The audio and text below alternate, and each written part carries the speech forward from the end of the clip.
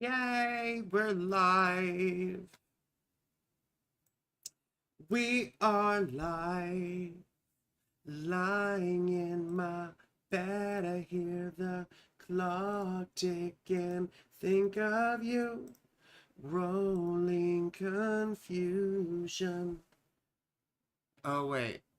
I said the lyrics wrong.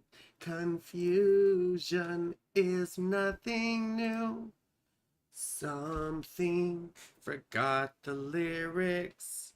I'm left behind. A suitcase of memories. Time after time. If you fall, I will catch you. I'll be waiting. Love bug blues. Hello, sweetheart. Hello. Hello, Dark Wolf. You got a notification finally.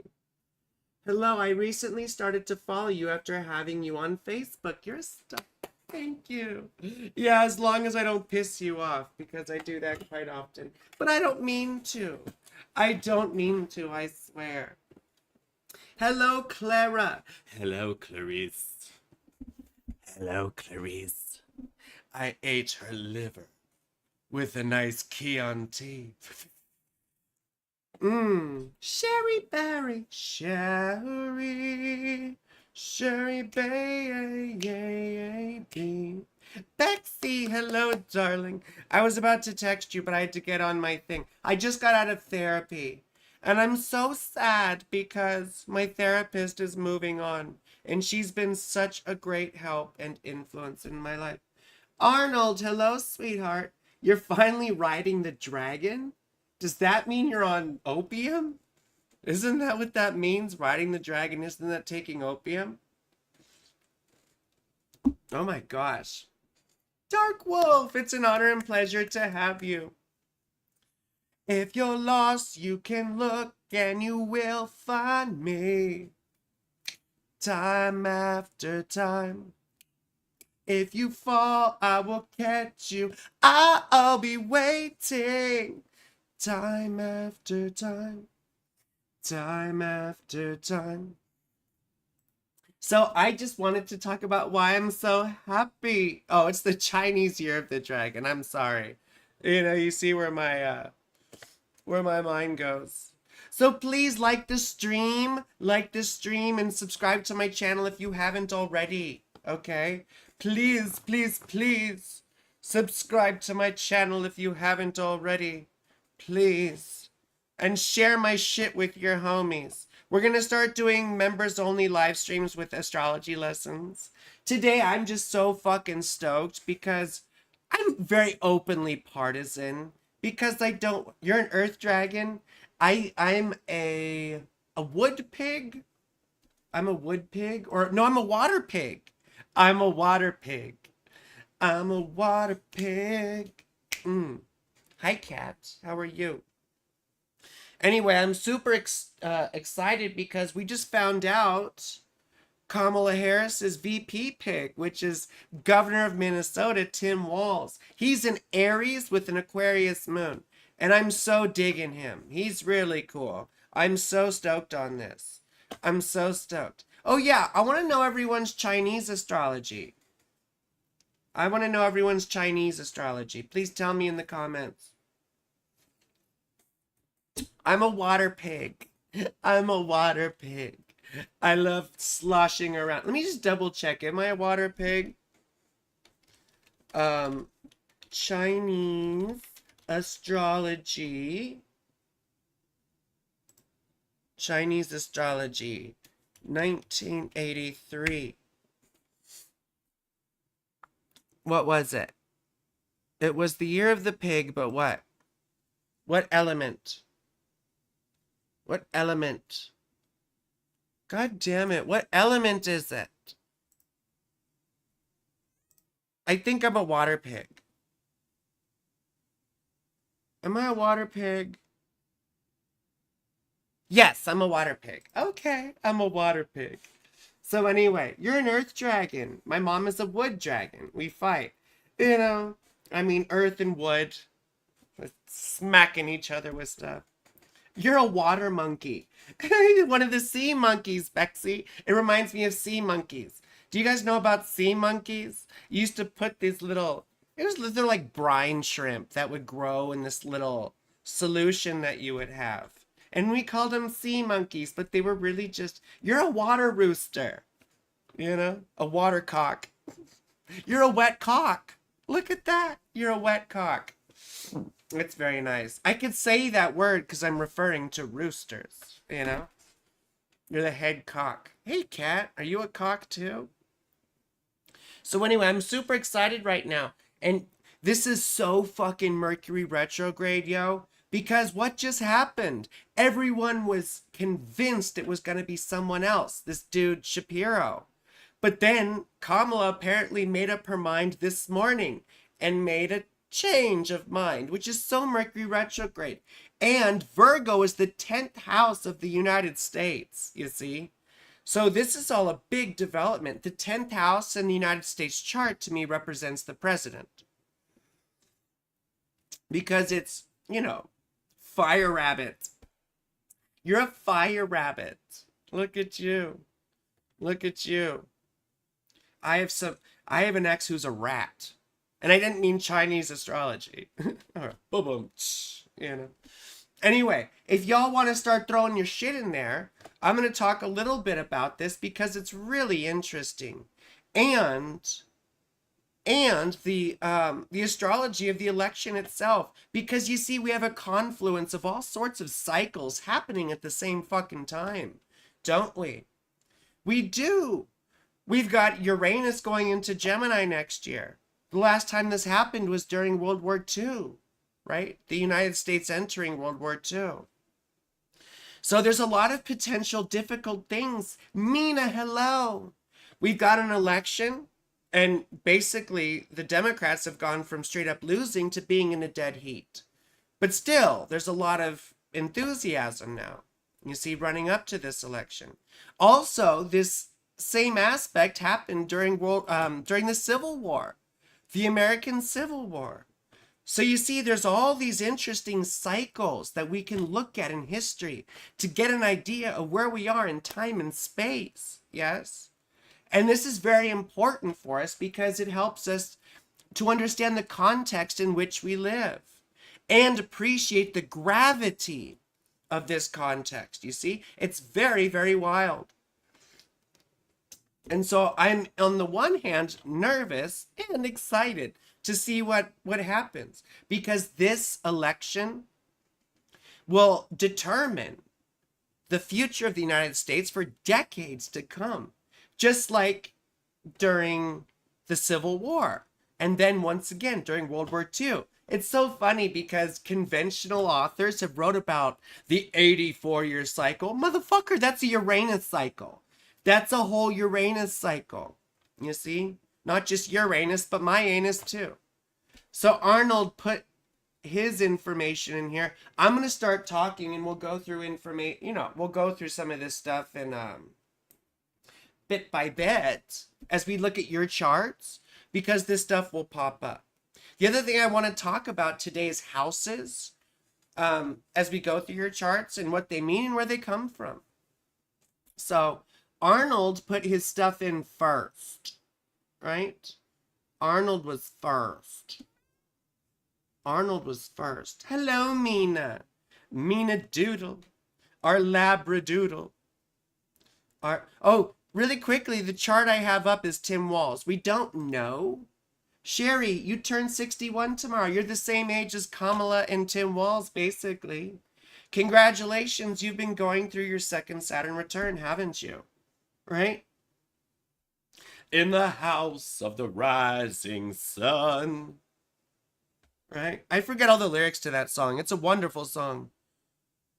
Do what I have done. Something, something in the house of the rising sun. Would you be interested in helping with the poly synastry?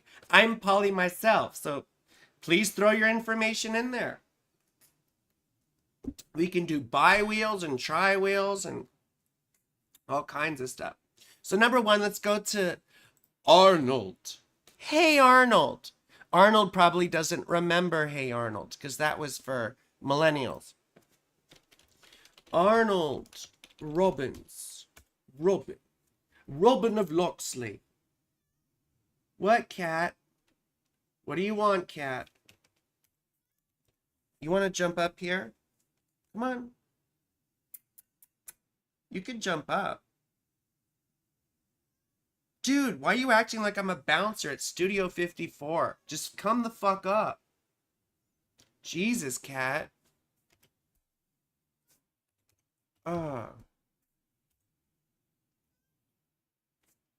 You're more timid than a... than something. He wants to be on my lap, but he's gonna mess up my dress. And it's hard to type with you on my fucking lap, yo. October 10th, 1962. You're also around the same age as Tim Walz. And 1:05 a.m. And then we got Manhattan. Not to be confused with Womanhattan. Womanhattan. Okay. Okay, my cat is gorgeous. I have 2 cats. They're brothers. I have Pollux and Castor. Castor and Pollux. Just like the brothers of Gemini. Yeah. I didn't name them, though. I'm a Gemini, but an ex-girlfriend named them after the movie Face Off. Which was a good movie. It was a good movie. You're familiar is a husky wolf pup. I love huskies. I was a dog person for many years. Now I'm a cat lady. I'm not a childless cat lady, though. Hi, Alyssa. Thank you for coming, sweetheart. Thank you for coming. I'm just going to launch into stuff. But Alyssa is a member. So, Alyssa, if you want to put your information in, I can get to you, like, right away. Okay, sweetheart? Because you are a member. And as I was saying earlier, like the stream, subscribe to my channel, share my shit with your friends, because I'm the best. I'm the best and everyone else sucks. So, and then we're going to do members only live streams, Alyssa, where we're going to do lessons in ancient astrology. I just was sick with COVID for a week. So, anyway, so Arnold Robbins. I don't know why I feel like saying your name with a British accent, but I do. Arnold Robbins. Do I have all your information correct? October the 10th, 1962, 1:05 a.m. You're a Leo rising. And the sun rules your rising sign is in the 3rd house. Now, let's talk really quickly about houses as we look at this. You know, and some of you might know this, right? But the ascendant here, the ascendant-descendant axis, we don't have the descendant here, but just visualize, you see, that it would be at 5 degrees Aquarius, right? And that represents the horizon when you were born. Everything below this axis was not visible in the night sky. Everything above was. You were born during the evening time, right? You were born, and I'll get to you, Alyssa Ann, like right away, okay? Let me finish up with Arnold. Hey, Arnold. And please, if you're just joining us, oh, you're Cherokee? Dark Wolf, you're Cherokee? Well, now Minnesota is about to get their first Cherokee governor. I forget her name, but she's part of the Cherokee Nation in Minnesota. So anyway, I'm getting to you really quick, Alyssa. I just wanted to say, well, I'll look at your chart and go off about the houses. But you can see that Arnold was born at night because his sun is below this axis. I know it was AM, but the sun was under the horizon. It was dark. How about that? The light and dark is the most fundamental thing to astrology. We call that sect. Were you born in the night or born during the day? I'm Mikama and Cree. That's awesome, Clara. I don't know. Ms. Colston, hello. Hello. And you're Cree. That's wonderful. My daughter is like, because her mom was, I think, an 8th Cherokee. So my daughter has some Cherokee blood, but she's white, you know. She's a little white girl, but she's so sweet and loving. So anyway, Leo rising, the sun is in the 3rd house in Libra, right? And the sun is in fall. It's pronounced like Micmac. Okay, thank you so much. Thank you so much. That's so cool to hear. Anyway, Arnold, was your father, and this is why it's so interesting, because using houses and house rulers is one of the most practical things you can learn for readings. For example, Arnold has his fifth house, Scorpio. We do whole sign houses here. The ruler of Scorpio is Mars, right? Dark Wolf says, when I died during my first open heart surgery and was sent back, it opened up. Wow, that's really interesting. Yeah, I've always been fascinated by near-death experiences, NDEs, because there's some really interesting stories. And it sort of pushes the boundaries of what we might call empirical science, you know? Empirical science. Fall, your favorite season, which is interesting because the sun falls during the fall, doesn't it? Right?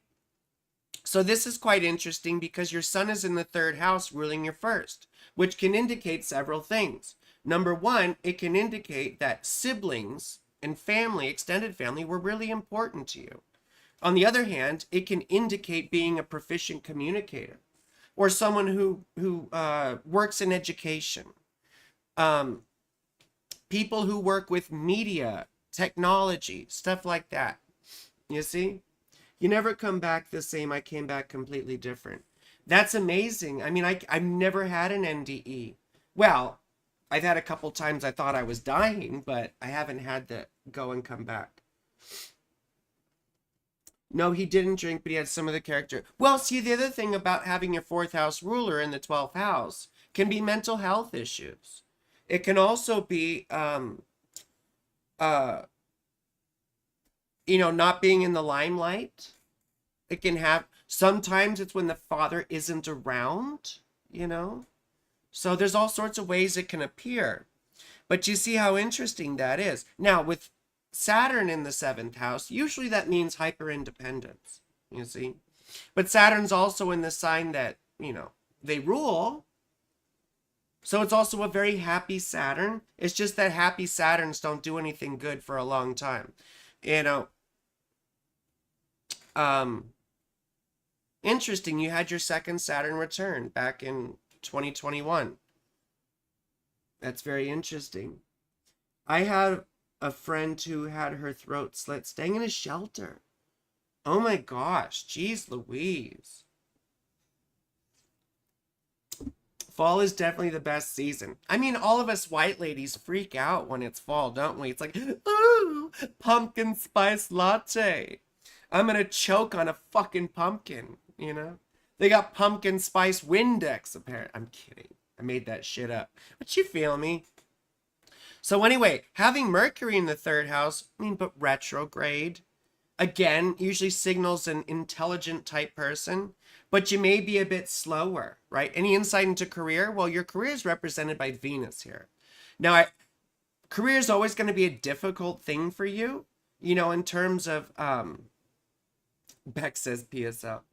Career is always going to be a difficult thing for you because Venus isn't happy, But you just had Jupiter going through your 10th house. So I wonder if any new opportunities came up. Now, Jupiter's going through your 11th house, which should get you more support from people. I'm in interim housing right now. Oh, God, I'm so sorry, baby. I'm so sorry.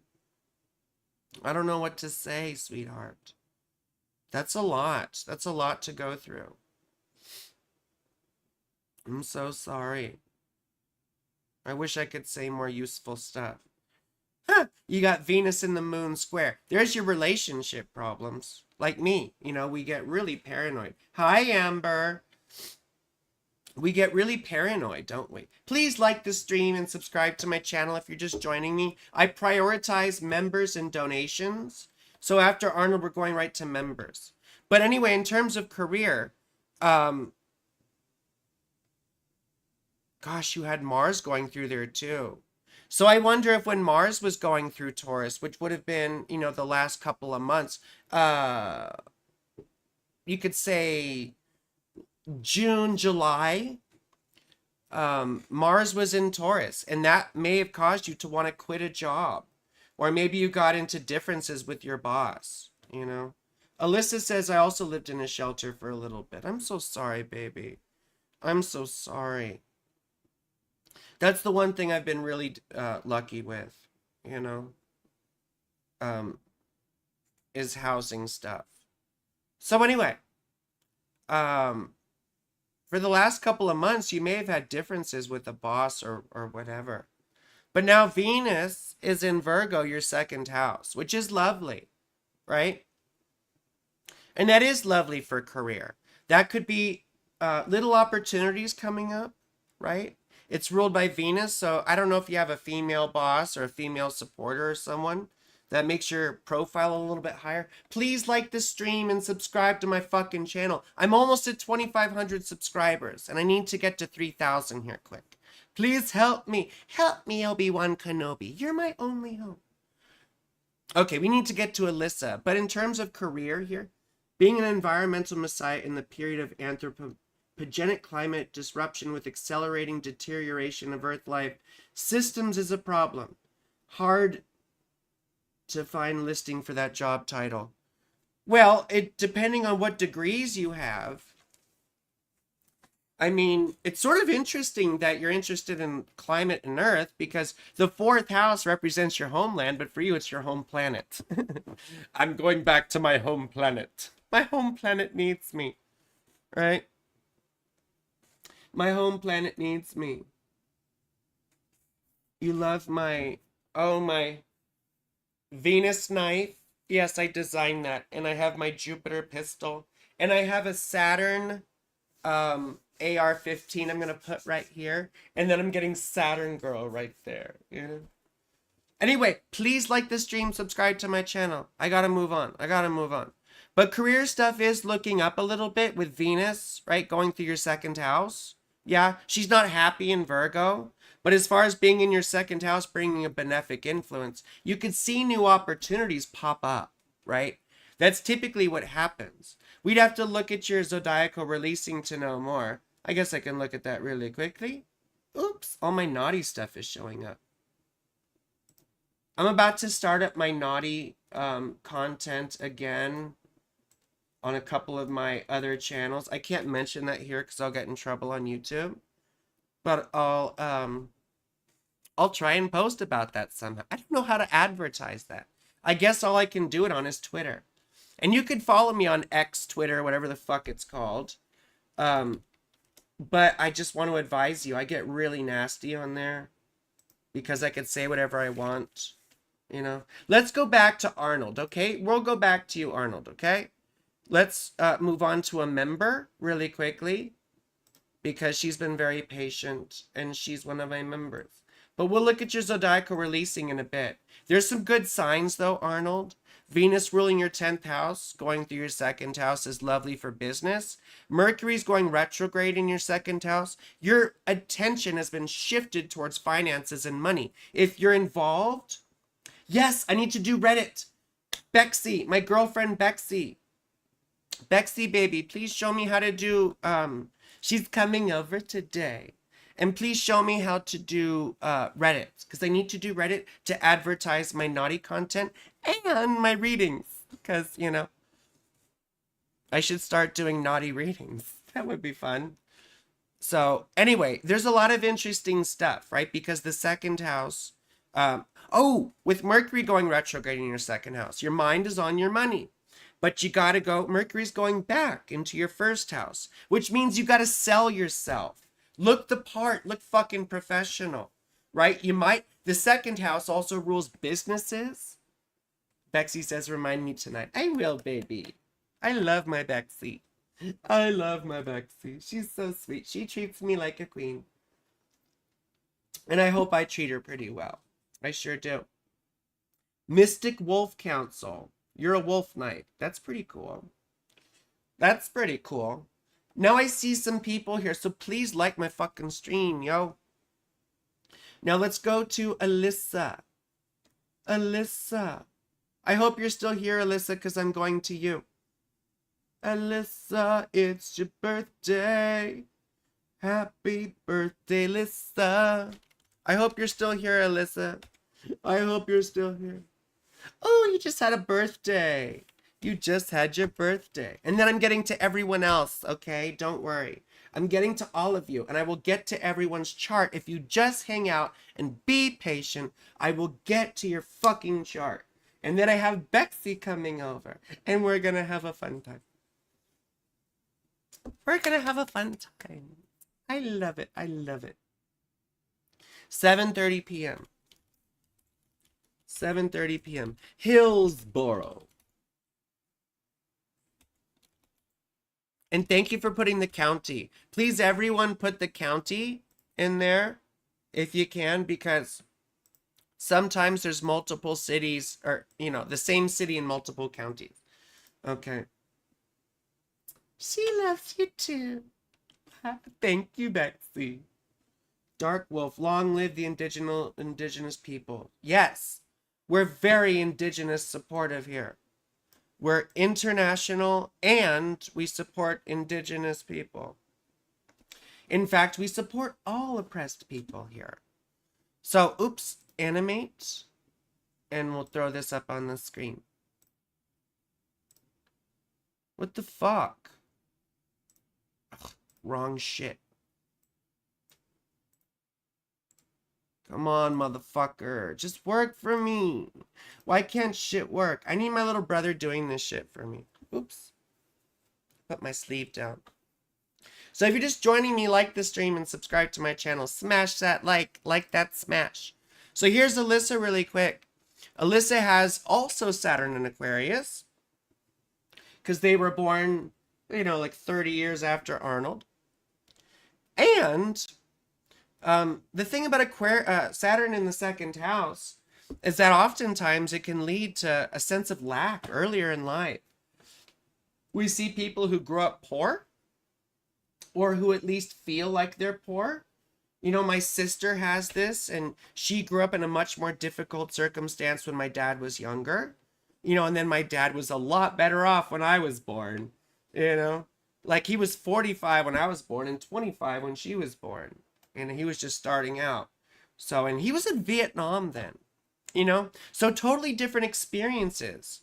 So you see, there might have been a sense of not having enough, or maybe your parents just told you there wasn't enough, like having to live on hand-me-downs and shit like that, you know? But also, it makes us more frugal or more aware of our resources, which is a good thing. In some ways, it can make people who are better with money, or who save, you know, who are particularly frugal or something like that. Now, your North Node is in the first house, and your first house ruler is Saturn. So on the one hand, material security will be really important to how your life unfolds. And to be able, you need to operate from a place of material security in order to do all this wonderful spiritual stuff that's up in your ninth house. Because you do have a deep spiritual nature, or you're very interested in philosophy or religion or existence, or maybe you're attracted to foreign people or foreign cultures. Or maybe you work in a legal profession, right? Because Venus also rules your 10th house. We could see people working in academia or the legal profession or whatever, you see? But when the North Node is in the first house, that means the South Node's in the 7th. And from a modern point of view, you see, we were kind of poor, but not a lot.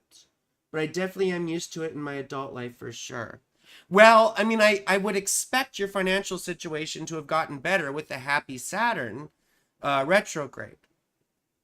So, but anyway, I mean, having a material base from which to operate securely outward would be important for being able, at least that's how I read it. I could be totally wrong.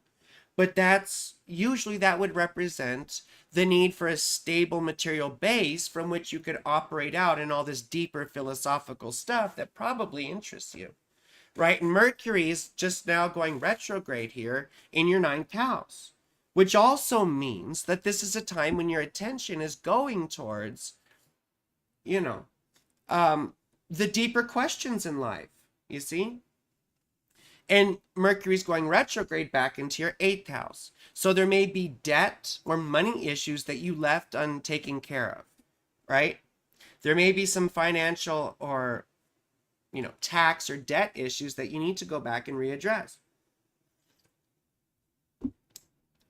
Excuse me. Well, you're still quite young, Alyssa. I mean, I guess not that young. You were born around the same time as Bexy. Excuse me. But you see all this stuff in the 8th house naturally. When you see the sun in the 8th house, these are people who often have a lot of trauma. But then on the other hand, people feel like they can confide in you because they feel like you understand their trauma. People probably tell you their secrets and a lot of their dark hidden experiences and traumas, right? Now, all this stuff in your 9th house, when I see Mars in the 9th house, I wonder if dad was religious because Mars rules your 4th house. Let's talk really quickly about houses. You see the 1st house, this whole chart is like a map of the horizon when you were born. The 1st house is the east, right? The ascendant is the eastern horizon. And the rising sign here, Capricorn, is the sign that was rising up, right, over the eastern horizon as you were born, right? The descendant is the west, where the sun sets. The midheaven was the top of the sky. MC stands for medium coeli, right, middle of the sky. It was where things were most visible. And that became the 10th house, the top of the sky, right? The 4th house is the medium coeli up there, and the imum coeli down here, which is the bottom of the sky, right? That's all the hidden stuff, and that became the 4th house. And the west became the 7th house, of course. So you see, it's like a map of the sky. Now, house rulers are very important. The 4th house rules the father, because it was hidden stuff. So it came to represent your origins and your past. And since it was very patriarchal, as it still is, that generational house became the father. So when I see a 4th house ruler in the 9th house, I think dad may have been really religious, or dad may have been involved in the law, right? Or, dad may have been a professor or some shit like that, or dad may have been foreign. I don't know. But there's all these sorts of ways to read it, you see? But Mars there usually indicates a difficult experience of religion growing up. Now, Venus up here in the 9th house also indicates a tendency towards spiritual values and spiritual ideas, oftentimes. It can also represent, being attracted to foreign partners. It can attract luck with legal affairs, right? It can also symbolize like what they call sapiosexual, being attracted to very deep or philosophical people, deeper philosophical people, right? Now, the North Node in the 1st house indicates needing to learn to be independent as you approach your late 30s. Life may have been more about other people, particularly relationships, right?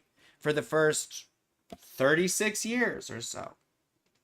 But then it becomes more and more about you, because we can't develop properly if we don't have this inner sense of confidence, right? And it comes from experiences and putting ourselves in difficult experiences.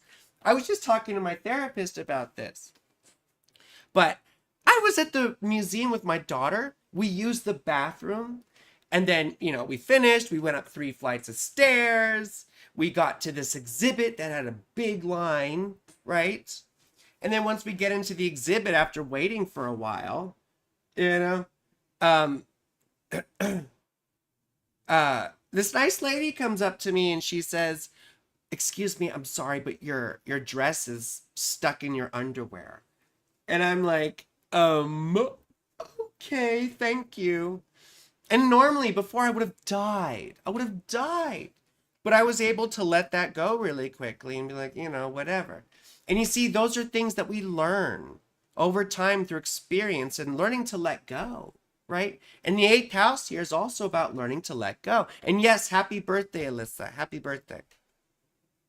Moon in the 6th house can oftentimes give us difficulty with health issues, but it can also make you great with animals, It's your seventh house ruler, so you typically need partners who will support you in your day-to-day stuff, who are reliable, right? Um, uh, who are reliable and maybe even submissive type partners. I mean, you probably want someone who will listen to you and do what you want. Um, also, I see this with divorces sometimes. I do see it with divorces, so be careful of that, right? Now, on the other hand, you have Jupiter going through your sixth house, which is wonderful, you know, which is wonderful. Yeah, we're all learning to let go, but for the eighth house, it's like it's a real big life motif, you see. Now, Jupiter's going through your sixth house, which is all about getting your life in order, right? It's organizing your material life, but it also has to do with healing, like physically healing if you've had chronic issues. The other thing too is Mars is going through here for a little bit, which is very difficult because, you know, it pushes us to start doing lots of things that we didn't do before. We may have been more interested in fucking off and stuff, you know, or goofing off or whatever. And now Mars is making you get shit done, but you don't want to burn yourself out because Mars in the sixth house can get us sick. So be careful. Now you'll also have Venus going through your ninth house, which could mean a resolution of a legal issue, or it could also represent, you know, getting back to your philosophical, spiritual roots, right? Learning new things. So this is a very interesting time in your life. This is wonderful, you see? And you have the eclipses going between your fourth and 10th house. The next year, this year, especially after October, is going to represent big beginnings and endings in terms of your life direction. You could make a total 180-degree turn from your current career. I don't know, but that does often happen. I mean, when I went through this, I quit my job of 20 years. You see, I'm not saying it'll be that intense, but it'll definitely be a big deal. Now let's move on. Who was next? Who was next? Come with me, and you'll be in a world of pure imagination. Living there, you'll be free if you truly wish to be. Dark Wolf. The Dark Wolf. Sounds like a Batman character. The Dark Wolf. We're fighting the Dark Wolf. 6/16/88. It's the Dark Wolf. The Dark Wolf did it to me. Don't mess with the Dark Wolf. So dark. So wolfy. I'm playing. What fucking city, Dark Wolf? I don't see your city. I need daytime city. Dark Wolf. What city? What city, Dark Wolf? What city, Dark Wolf? My spirit animal is the Black Wolf. My spirit animal is Veruca Salt. But I mean, I can't have a spirit animal because I'm white.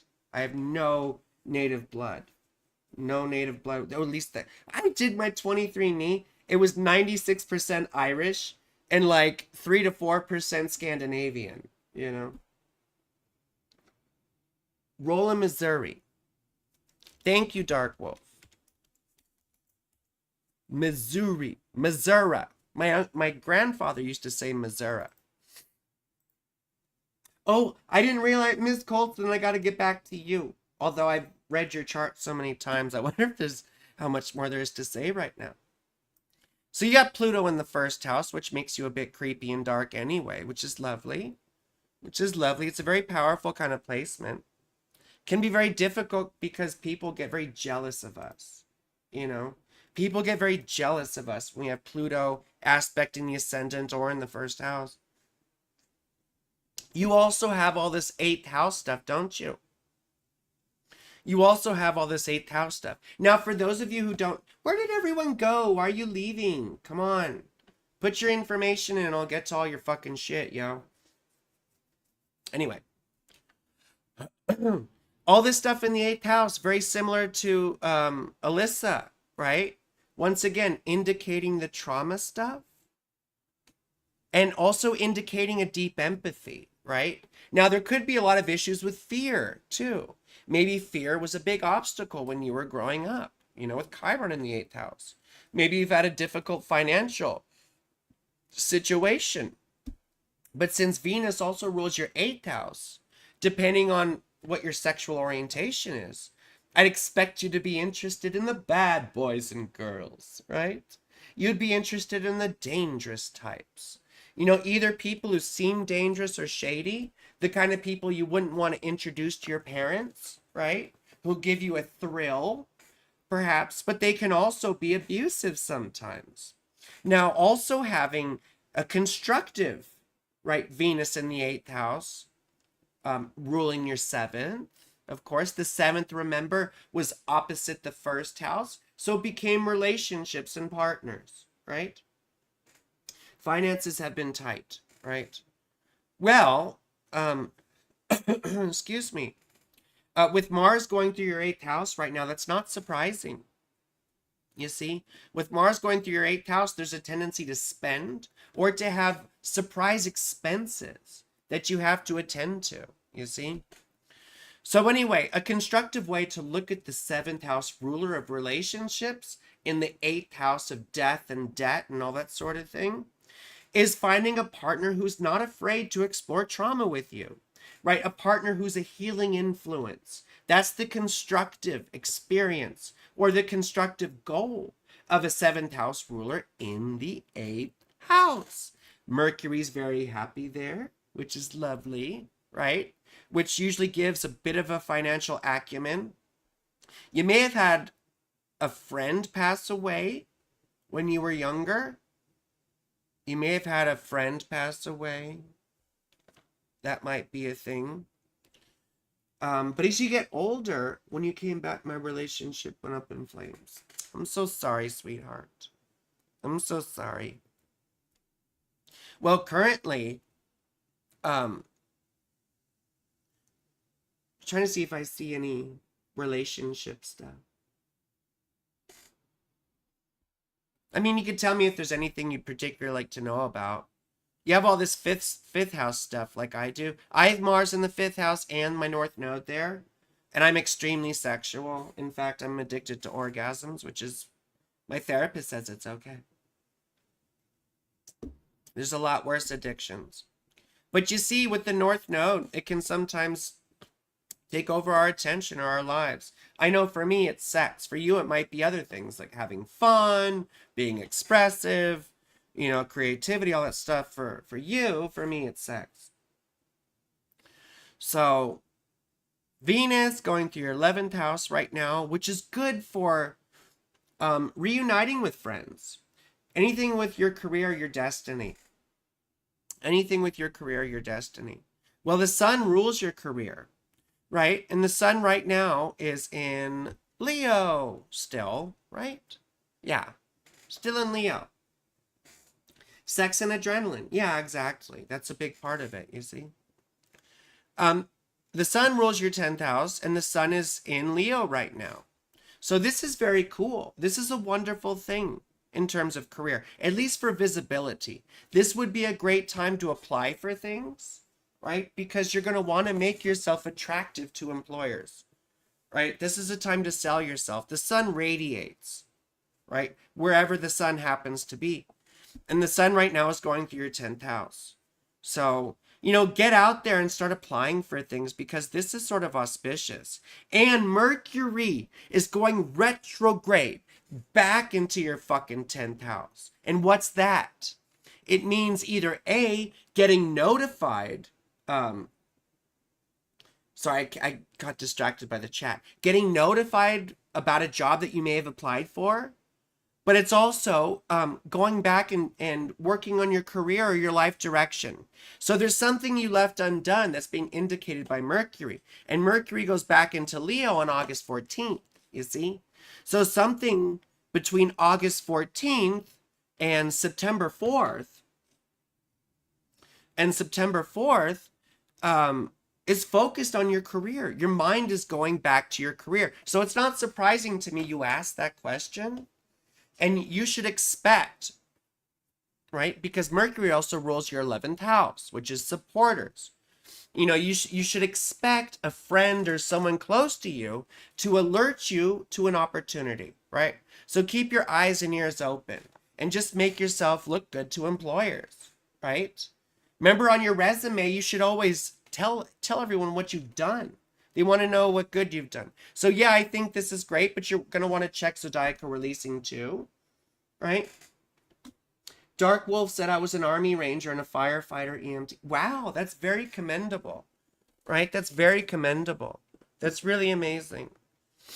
I mean, we do see fighting and stuff in the 8th house too. That's quite interesting. That's very interesting. My dad was a colonel in the United States Army, So I grew up in a military family, I feel you. But being an EMT and a firefighter too is just such a commendable thing and an inspirational thing. So thank you for your service.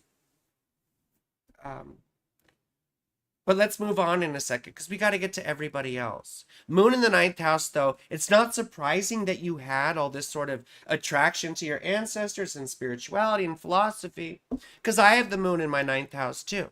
And when we're kids, we ask the big annoying questions. Why are we here? How is this a thing? What's the meaning of life? How do you know there's a God? All that kind of shit,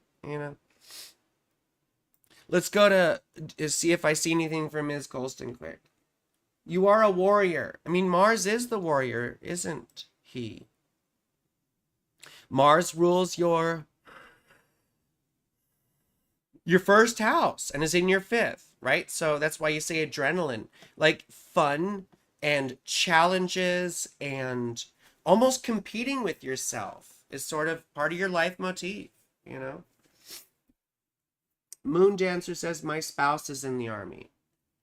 Yeah, and I have a soft spot for soldiers because I grew up in a military family. But, the military now it's got a lot of dubious racist types that go in just to learn how to use weapons, unfortunately. Unfortunately. Anyway, we got to move on. So there's a lot of good stuff, and Venus is in your 11th house too, which makes you a bit more popular right now.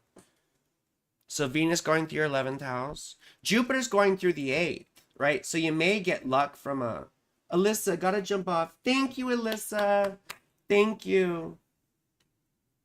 Oh, your kiddo. Oh, yeah, for sure. I would love to look at your kiddo. If you're just joining me, please like the stream and subscribe to my channel. I do prioritize members and donations.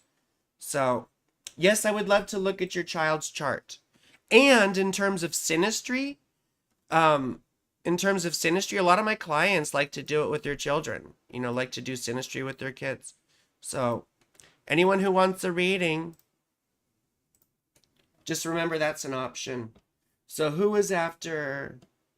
Oh, we're going to look at, I'm going to see if I see anything interesting from Ms. Colston that I haven't said before. So anyway, we got Mercury, in your 3rd house, going retrograde back into your 2nd.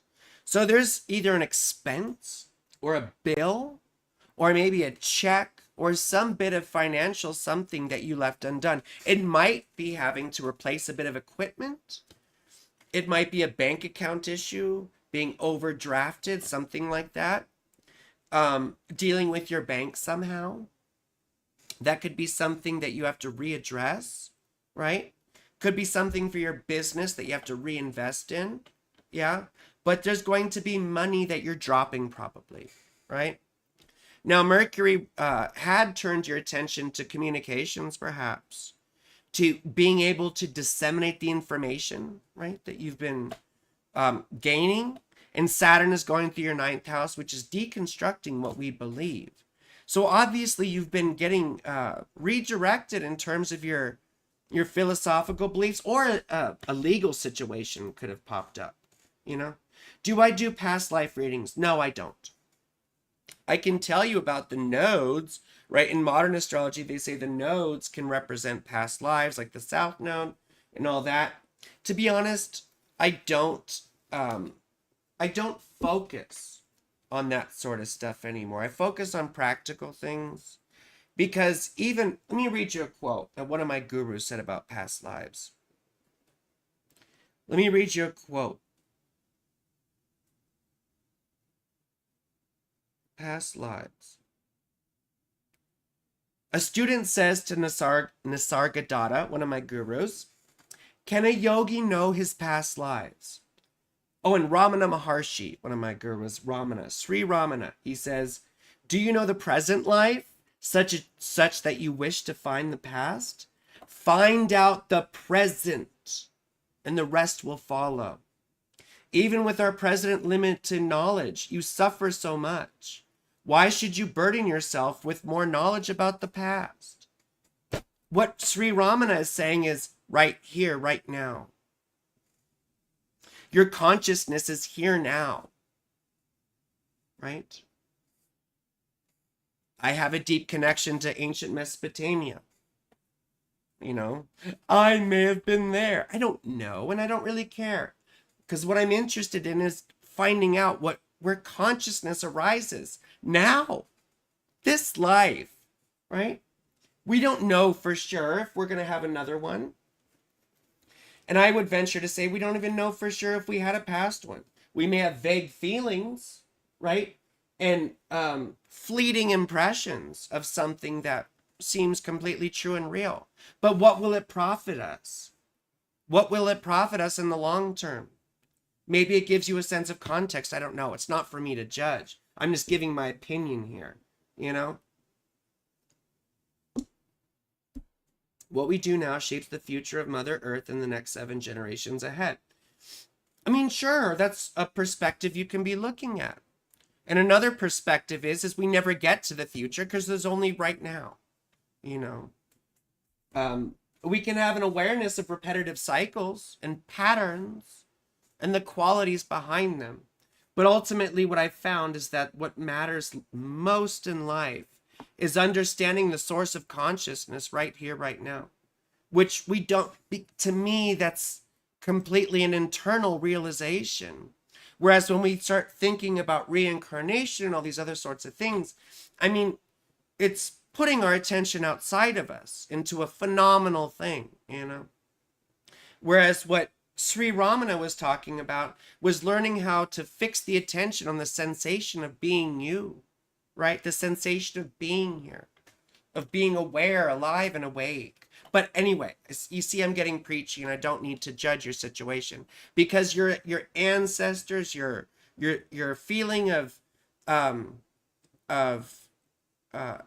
reincarnation and past lives, that's intimate to you. And I've also found that me sort of, you know, dismissing people and their beliefs is not helpful.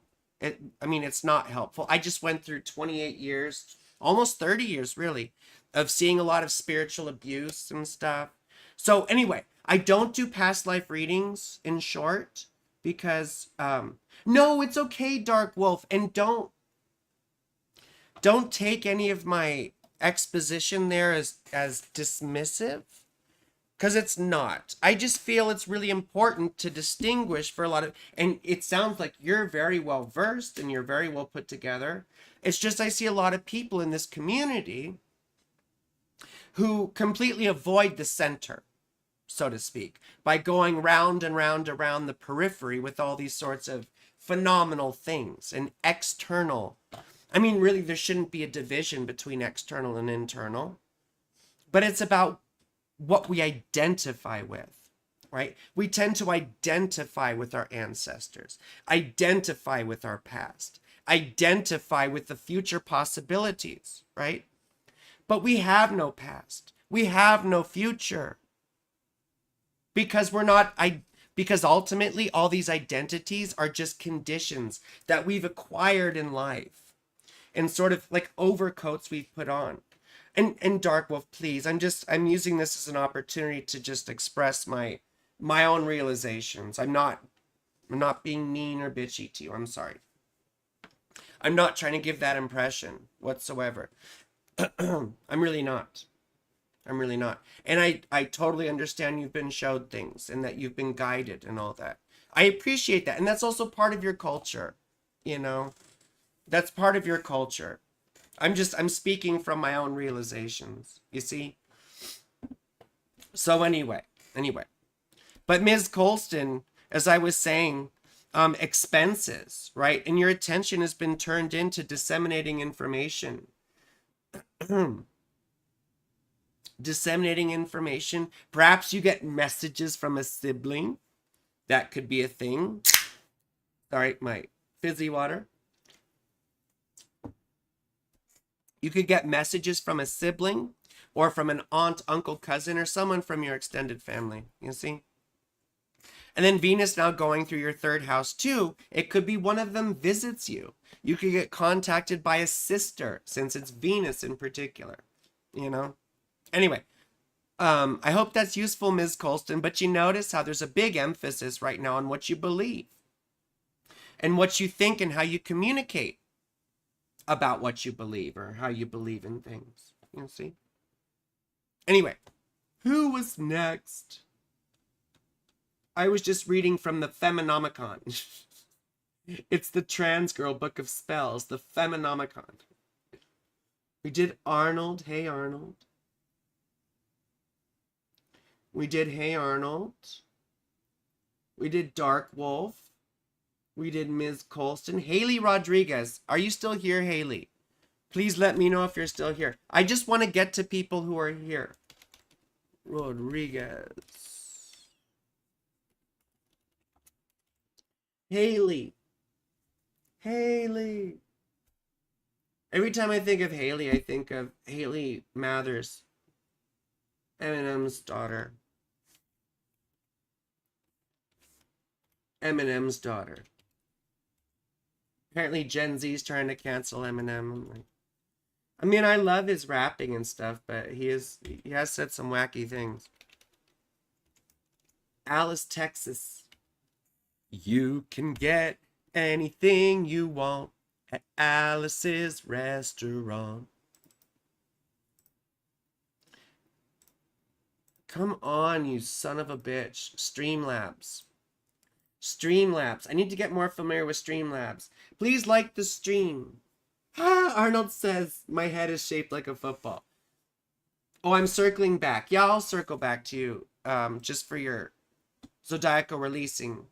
I'll look at your zodiacal releasing for career really quickly. And then we'll look at Haley. Haley. I think my dad's gone crazy. Who remembers that? I think my dad's gone crazy. Right? I think my dad's gone crazy. Quickly looking at Arnold's career in zodiacal releasing. Excuse me. You were born just a year before the Kennedy assassination. So you probably don't remember it, but that's pretty amazing. You know, that was definitely a big turning point in history.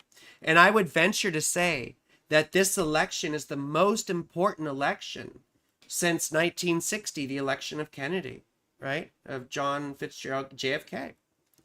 You see? Manhattan, not Womanhattan, Manhattan.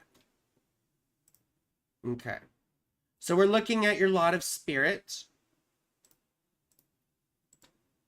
Really quickly. Really quickly. Really quickly. Nope. There we go. So this is for career. You just started a new period. Let's see. You have a night chart, so Venus is the best, but the mutable cross is your peak periods. Your biggest peak period. What? What? What the fuck? It says part of fortunes in Taurus? October 10th, 1962. Oh, 1:05 a.m. I'm like, what's going on here? There we go. Okay. So you're in Aquarius period right now, which is your most difficult period, unfortunately. And that doesn't end until 2030. And this is for a career. So you're in a difficult period overall in terms of level 1. I'm not going to explain all this right now. But you're in an amazing period, or at least a big peak period, that is, for Sagittarius on level 2. So you see between, it started last year. And it goes until August 15th of this year. So you've been in a big career period. Now, it may not have been great, but it's been a lot of extra activity. Your best periods would be your Scorpio periods. Let's see, where's Capricorn? Capricorn in your chart, it's opposite Mars. So, that could be another difficult period for a bit. But then in the interim, when you start this Capricorn thing, Scorpio.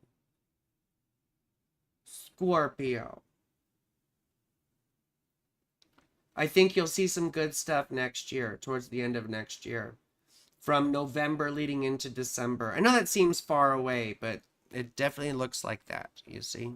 It definitely looks like that. And then going into 2026, you're going to have a culminating period. So it's going to be departing from a previous condition, you see? Huh. But this is quite interesting. It is.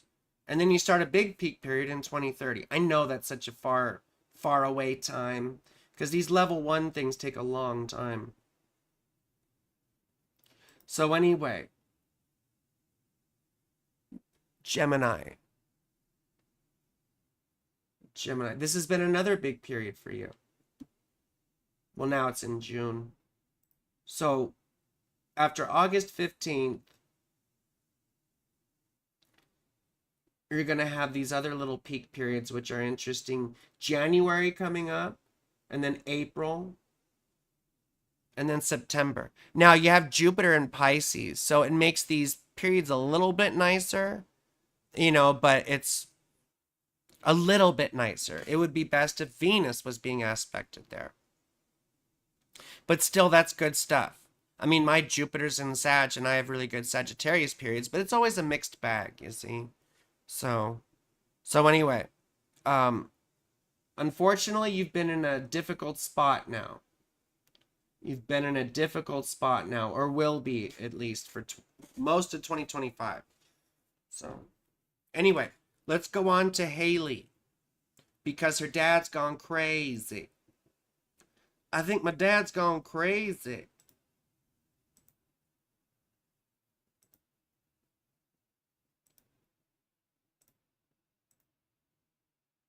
What's this? What's this? What's this? There we go. Thank you. You'll message me another time. Old will fall, we will dawn in a new paradigm. Yes, but the thing we need to realize about the new paradigms is, like King Solomon said, there's nothing new under the sun. Everything is a repetitive cycle of something that happened before. Even this upcoming election, whatever conflict is about to happen. And that's what being a student of history and an astrologer makes us aware of, is the quality behind cycles. The quality, right, that exists in these patterns of emergence, as I call them. You see? Now let's look at Haley. I think my dad's gone crazy. So Haley looks like... Did I get all your information correct, Haley? Are you a Scorpio rising too? Scorpio rising. Haley. Where was Haley? Or did I miss some people?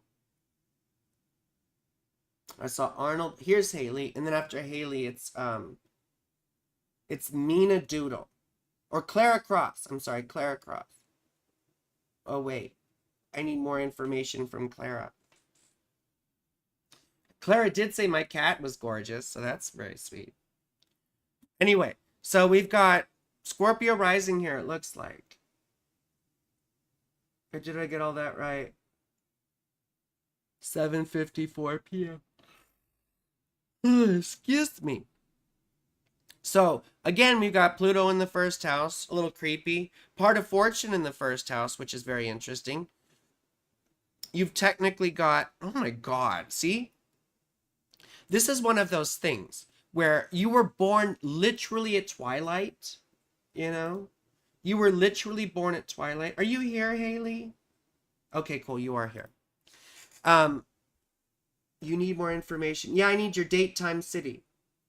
Well, all I see up here, hey, what's your Clara? I'm gonna go back to where I saw your name. Clara. Always makes me think of Clara Barton, who started the Red Cross. Okay, now I see your information. When I first saw your stuff, all I saw was, you're my birthday twin. That's all I saw. So Clara, okay. But, okay, so then Clara, you are right after Mina Doodle. You are right after Mina Doodle. And then we have Noko Ms. Moon Dancer. Noko Ms. Moon Dancer. Anyway, so the first house ruler's Mars. Well, okay, part of fortune, right? So you were born at twilight when the sun was just going down. You see? The sun was just setting. Now, typically, because, right, we see objects go clockwise, which is the opposite way of the zodiacal movement, you see? This we call primary motion, how objects rise and set. So the sun was just setting. You could see it's just barely above the horizon, right? Because it's just barely past the descendant. So that means you're just barely a day chart. I mean, I would call it a day chart, at least, which would make Jupiter your best planet. But your peak periods would be the fixed cross, you see? Anyway, it's a whole other thing. And that would be difficult because you have Saturn in Aquarius, right? So your big peak periods would also be challenging, but they'd be surmountable challenges, you see? So your first house ruler, wait, did I get your, yeah, 1993. Your first house ruler is in the 9th house, like me. But Mars isn't happy in Cancer. When our first house ruler's in the 9th house, religion, spirituality, and understanding existence is our life motif. Even when it's Mars or Saturn, a malefic, right? So you may have had a bad experience of religion growing up, or you may have cut yourself off from the relation of your parents or whatever, right? You may have gone to a religious school and people were assholes or something like that, you see? So something to be aware of. But then you're very, very passionate about spirituality too, you know? You're very passionate about your spirituality or your values. It could be political too. It's what you believe in general. If you believe they put a man on the moon, right? I love that song, REM. If you believe they put a man on the moon. And your 7th house ruler, right, of relationships in your 6th house, like, I forget, one of our previous people. And Venus does not like Aries because she rules Libra, right? In fact, you have Venus opposite Jupiter, which can indicate being self-indulgent, right? You have to watch, you know, eating too much or drinking too much, or, you know, I can have another drink, right? And then you regret it the next day. So you just have to watch the self-indulgence. Or it could be about like retail therapy, like, oh, it's okay, I could spend a little bit more money. There's a lot of self-justification that happens. But the important thing is that your life motif is all about realizing truth, whatever that means to you. It's about learning about your own existence. And the only way you can do that is through investigating your own sense of consciousness. And I don't mean asking yourself questions like, well, I wonder this or I wonder that. Who am I? No. It's the sensation, the feeling. There's a feeling that comes up when you say me. What is that feeling when you say me? That's where our attention goes, because that's the ultimate mystery. How are you, right? And Ramana would tell us that it's ultimately realizing that that's not even a thing. But I don't even want to tell you that, because then it becomes an intellectual bit. Now you have moon opposite Pluto, which is mama trauma. And then the sun and the moon in the seventh house often makes us simpy. Like we sometimes we look for our value through other people quite often. And it can make us like very, very people pleasy, especially in relationships, you see. So you got to be careful with that, not giving your power away. Yep, and you denounced Catholicism. I was raised very Catholic too. I denounced Catholicism when I was 12 years old and started with the occult. You're a spiritualist now. Very cool. You see, the moon represents your spiritual nature and is in your seventh. So you need partners, right, who share these sorts of values with you. But then you may have been divorced, or divorce may be a thing because you see Venus rules your partners and is in your sixth house, right? And she's not happy. But you also need a very reliable partner, you know, someone who can help you take care of the day-to-day stuff. Yes. You have Saturn in the fourth house, which often means an absent or abusive father, right? An unstable home life. And so it's very important for these kinds of people to make home, right? To build their sense of home. And you realize home is where you make it. Wherever you are home. That's the big realization for Saturn in the fourth house. You see? That's a big realization. You smoke too much and spending. Well, yeah, I mean, it's a difficult thing, isn't it? And you see the North Node's in the second house. So learning how to build stability, learning how to build material stability, learning how to build your own little empire, to be self-sufficient. These are a part of your lesson in life, you see? You're probably really good with animals, with Venus and Mercury here. But the other big thing is the moon opposite Pluto, which I call mama trauma and the bipolar coaster, right? So you've probably had some difficult mental health issues. We can have high highs and low lows. I have the moon conjunct Pluto. This is very similar. The big difference, well, I mean, it's both the bipolar coaster and mama trauma. But I would say a big thing for you is emotional volatility and holding on to things. We get very obsessive too about partnerships, right? We can get addicted to our right? Partnerships can be an addiction for you. And until we learn how to let go of fear in relationships, how not to be too afraid to walk away, we learn that that's liberating, right? Because when we're too scared to walk away, people treat us like garbage. And I say this like every fucking live stream, but that's because it needs repeating. It bears repeating over and over, right? Jupiter rules, you see, and Jupiter rules the second, and Jupiter's in the 12th, which makes money a bit difficult too. And then the fifth house, so, you know, children could have neurodivergence if you have any. You might not even want children. Children could come later in life. Those sorts of things. So just be aware of that. We have to move on though. And we've already talked about the transits for Scorpio rising, Jupiter and Mars in the 8th house. We've already talked about what that means. Save your money. You could get an inheritance. Organizing your life's finances. Paying off debt. Careers. We already talked about this. Career focus coming up again. So with Mercury going back into your 10th house.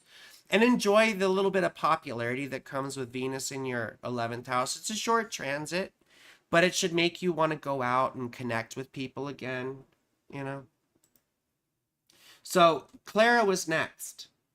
Clara Barton. Where's Clara? Oh, it's Clara Cross. That's even cooler. Sounds like a porn name. I don't know if I could say porn on here. Clara Cross. Sounds like my pornography name. I just go by Saturn Girl everywhere. See, all I saw was, yo, Haley, I'm April 23rd too. So Mina Doodle. Sorry, Mina Doodle was before Clara though. Mina Doodle. Are you still here, Mina Doodle? Please tell me you're still here. Otherwise, I'll move on. Date, time, city. Mina Doodle, are you here? Holler if you hear me. 8:45 p.m. Okay, motherfucker, I understand. You're born the same year as me, Mina Doodle. Mina Doodle. 8:45 p.m. St. Petersburg. Stood around in St. Petersburg when I saw it was a time for a change. I killed the Tsar and his ministers. Anastasia screamed in pain. I rode a tank on the general's rank while the blitzkrieg raged and the bodies stank.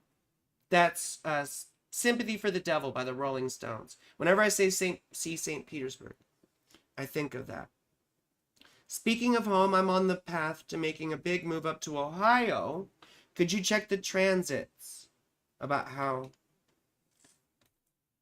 I'll really quickly, while we're waiting to hear from Mina Doodle. Please, Mina Doodle, sound off. Otherwise, I want to move on to someone who's here.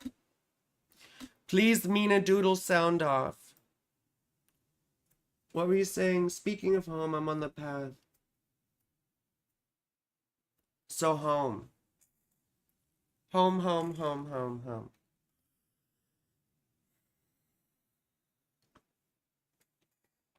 Saturn. Saturn. Home stuff. Ha ha ha. Home stuff. See, Saturn rules your home and your home life. I mean, Saturn's in your 5th house right now of children. And, excuse me, you're moving back up to Ohio. That could be 3rd house stuff too. Huh. I'd have to think about that a little bit.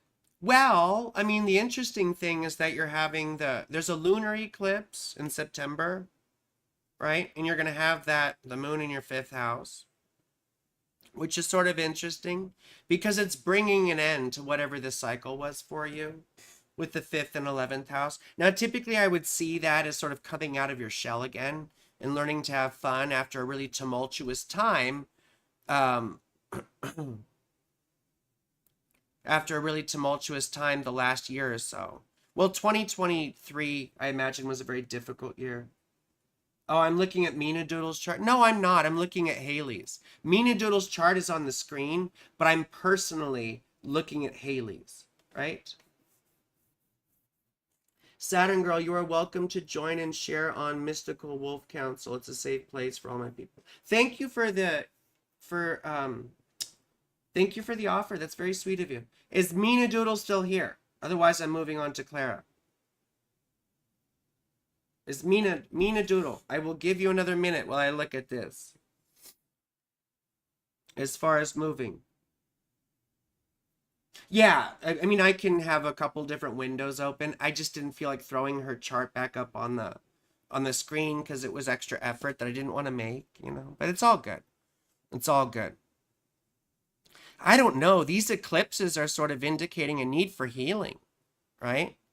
These eclipses that you're going through, Haley, indicate a need for healing. I'm not seeing a bunch of house stuff or moving stuff necessarily. Yeah, I'm not seeing a bunch of house or moving stuff. Not seeing a bunch of house or moving stuff. Mercury. I mean, if we looked at your zodiacal releasing or something, I'd probably see more, but Mercury in the 11th house, going back to the 10th. Usually I'd think of that as life direction. I mean, life direction could also include where you are, I suppose, right? But it's Saturn movements that would make a big difference. We'd have to look and see what sort of perfection year you're in and some other things. Or your solar return, I guess.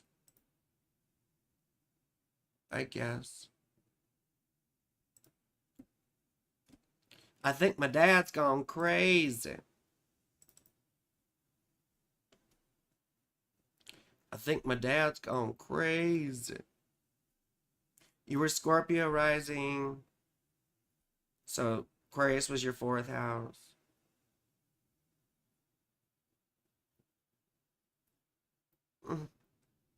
I mean, if you look at your solar return chart, the sun rules the 4th house and is in the 1st, just on the solar return chart, which could mean the spotlight is on moving after your birthday.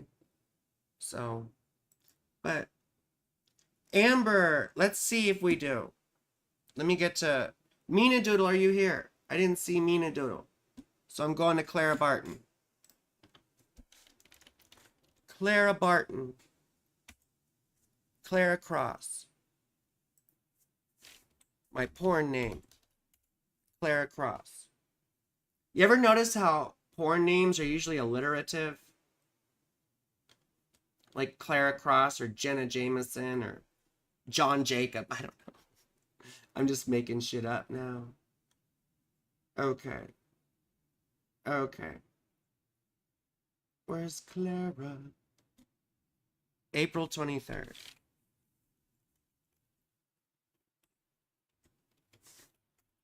$6:35. Toronto. Excuse me, I'm sorry. I was very rude. Caffeine crash. And Mina Doodle, if you show back up, we'll get you, okay? Oops.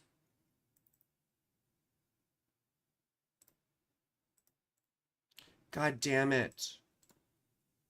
I have all these fucking windows. You're not really a Gemini unless you have like 30 fucking windows open. Ha ha ha, it's not her porn name. She's just joking. That's my name, sounds like. I'm joking. It's a joke. Yeah. It's a joke.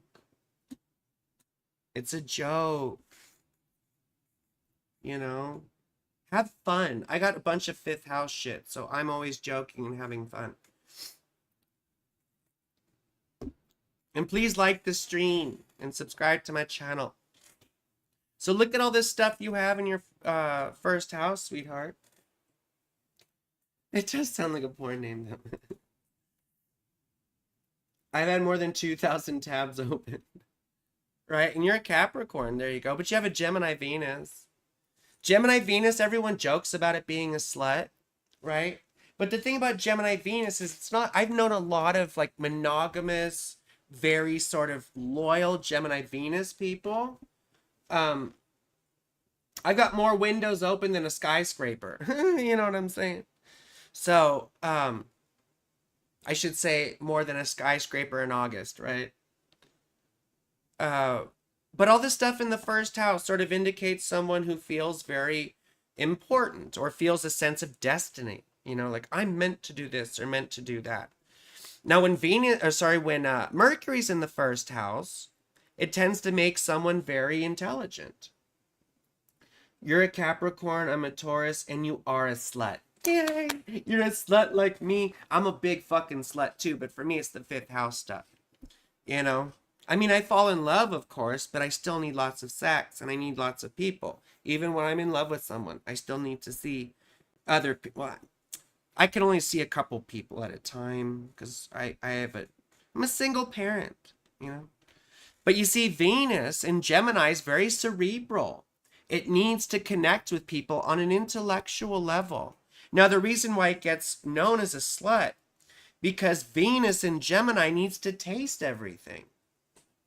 It wants lots of different experiences, right? It can relate to all types of people. It has the ability to be really not very discriminating, you know? It has the ability to be very welcoming and, inclusive, right? These are people who relate to lots of different types, you see? Which is very beautiful on the one hand, and you're also very sensitive with that Cancer moon. The moon's very happy there. I wonder if you have good relationships with your siblings. I wonder if you're a sweet talker, you know? These sorts of people have an innate sense of media of diplomacy, of how to communicate. They're usually very connected to their neighborhoods or the area that they live in, their city, right? They're very interested in the news, oftentimes. You see, the moon rejoices in the third house. It was known as the house of the goddess. You see? You have a terrible relationship with your brother. Oh, I'm sorry. I'm sorry. The moon represents that. Is anything weird aspecting the moon? Anyway, that's a whole nother thing. Full no contact. Gosh, that's a lot. I'm sorry. I'm sorry. Excuse me. Excuse me. Cancer moon here also. Yeah, my daughter's a Cancer moon. My brother's a Cancer moon. We've got Cancer moons in our family. A couple ex-girlfriends were Cancer moons. And it doesn't always manifest as very sweet. I mean, I had an abusive ex with a Cancer moon. Very not nice person. So there's different ways it can manifest, but typically there's an ability to let the emotions flow and to be vulnerable with people. It's often a thing. You have Saturn in the 9th house, like I do, and retrograde. So you see, oftentimes this makes us very skeptical, you know? This oftentimes makes us very skeptical. Very skeptical, you see? But oftentimes we reject the religion of our past, of our parents, all this sort of bit. And usually we still have this obsession with understanding meaning and with understanding existence. It's just that we're not satisfied with anyone else's expectations or explanations of it, you see? We're not satisfied with listening to other people's bullshit about it. Now, in terms of timing, we have to talk about Saturn's going through your 11th house, you know, which can feel sort of isolating on the one hand, like it strains our relationships with friends and groups and like-minded people or the interest that we're in. We can also get very depressing or very cynical, like nothing ever works out. Nothing ever works out for me. No. You know, that kind of bullshit. When it happened to me, I sort of got strained from the spiritual group I was in because of difficulties that started in my marriage, you know? So the interesting thing about that is your North Node's in the 11th house too. So learning about popularity, learning to connect with people, learning how to be optimistic and to share your values with others, that's a big life motif, you know? That's a big life motif. Idealism. I take some formed of many doctrines that resonate, but the indoctrination have truths. Yeah, see, that's why you have to be very discriminating in your mind. You have to be able to tell the difference between things, right? Where's everyone going? Don't you want to see your fucking charts? You know? Anyway. Mostly the red road. Follow the yellow brick road. Learning to be optimistic is a huge life motif for you. Yes, you have to understand that life is an adventure. That's what we have to remind ourselves.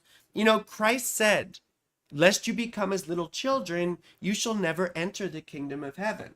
I'm sorry, I quote scripture like the devil. Now, when we say become as little children, what do we mean? Now, if you're a parent, you know kids are assholes, don't you? But they're also discovering things for the first time.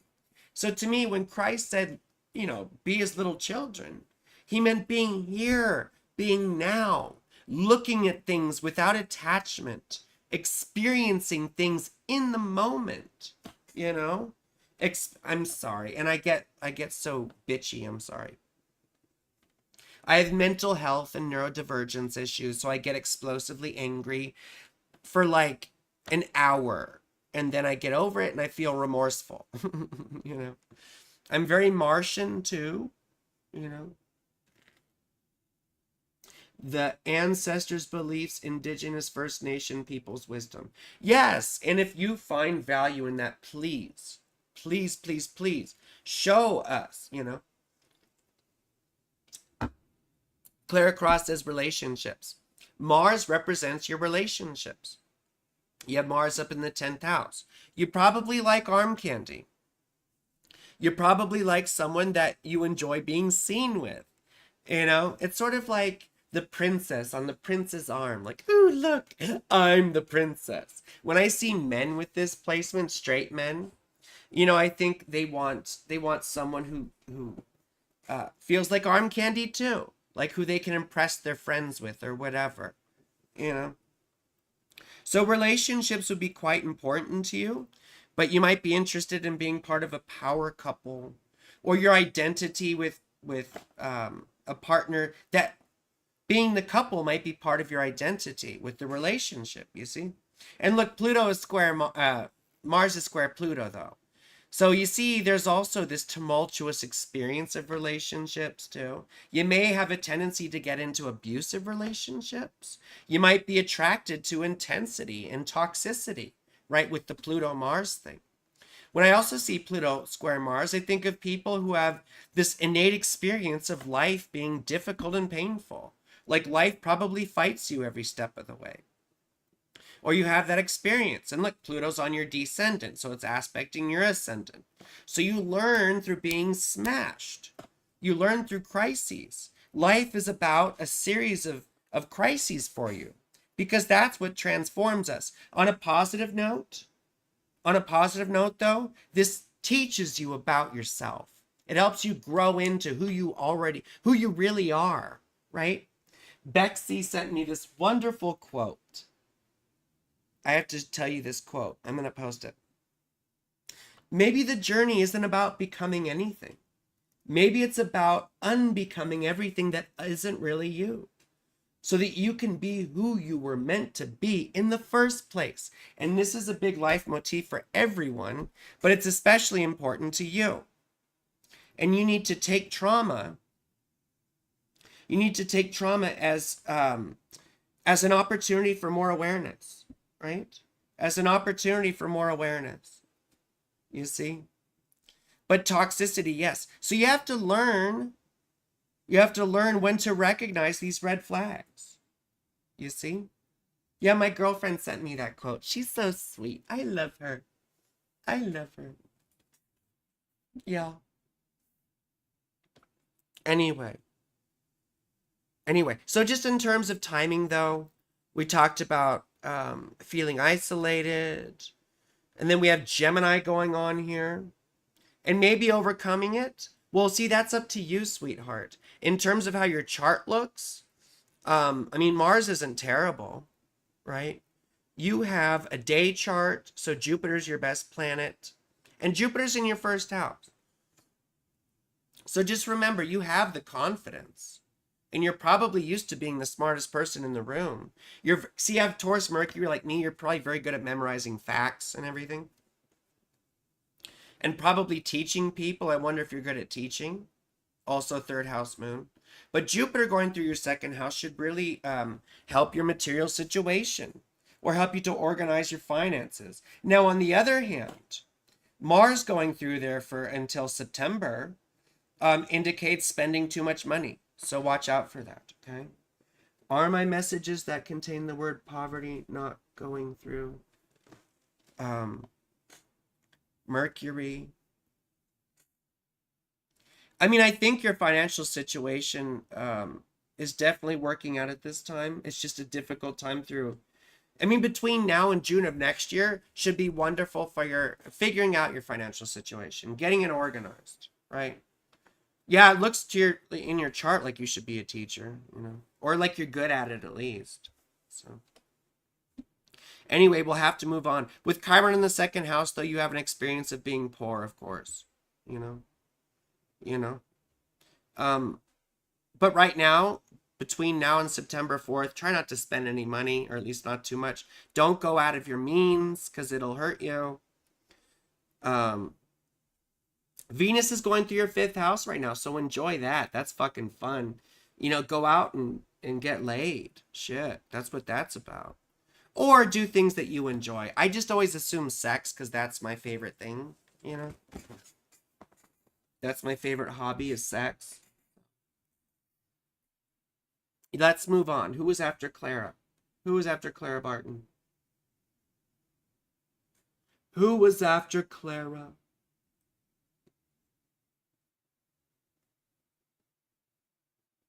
Okay. And please, everyone, I'm trying to be better about not squashing or, crapping on people's beliefs. I don't, I've believed probably everything that you all believe at some point or another. So I have no right to judge other people's beliefs. I'm just very against all the spiritual abuse I've witnessed. And to me, everything that doesn't bring you back to an awareness of your own consciousness is a distraction. To me, that's just what I've learned, right?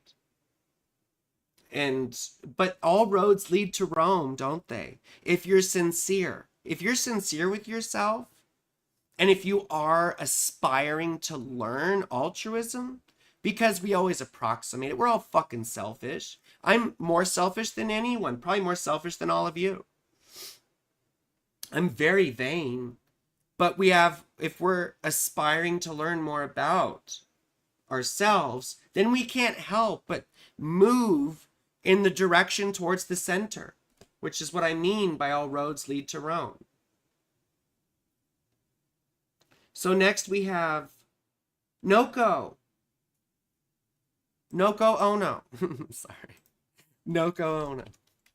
I love Yoko Ono, just so you know. I'm a big fan of Yoko Ono. So I just call you Noko.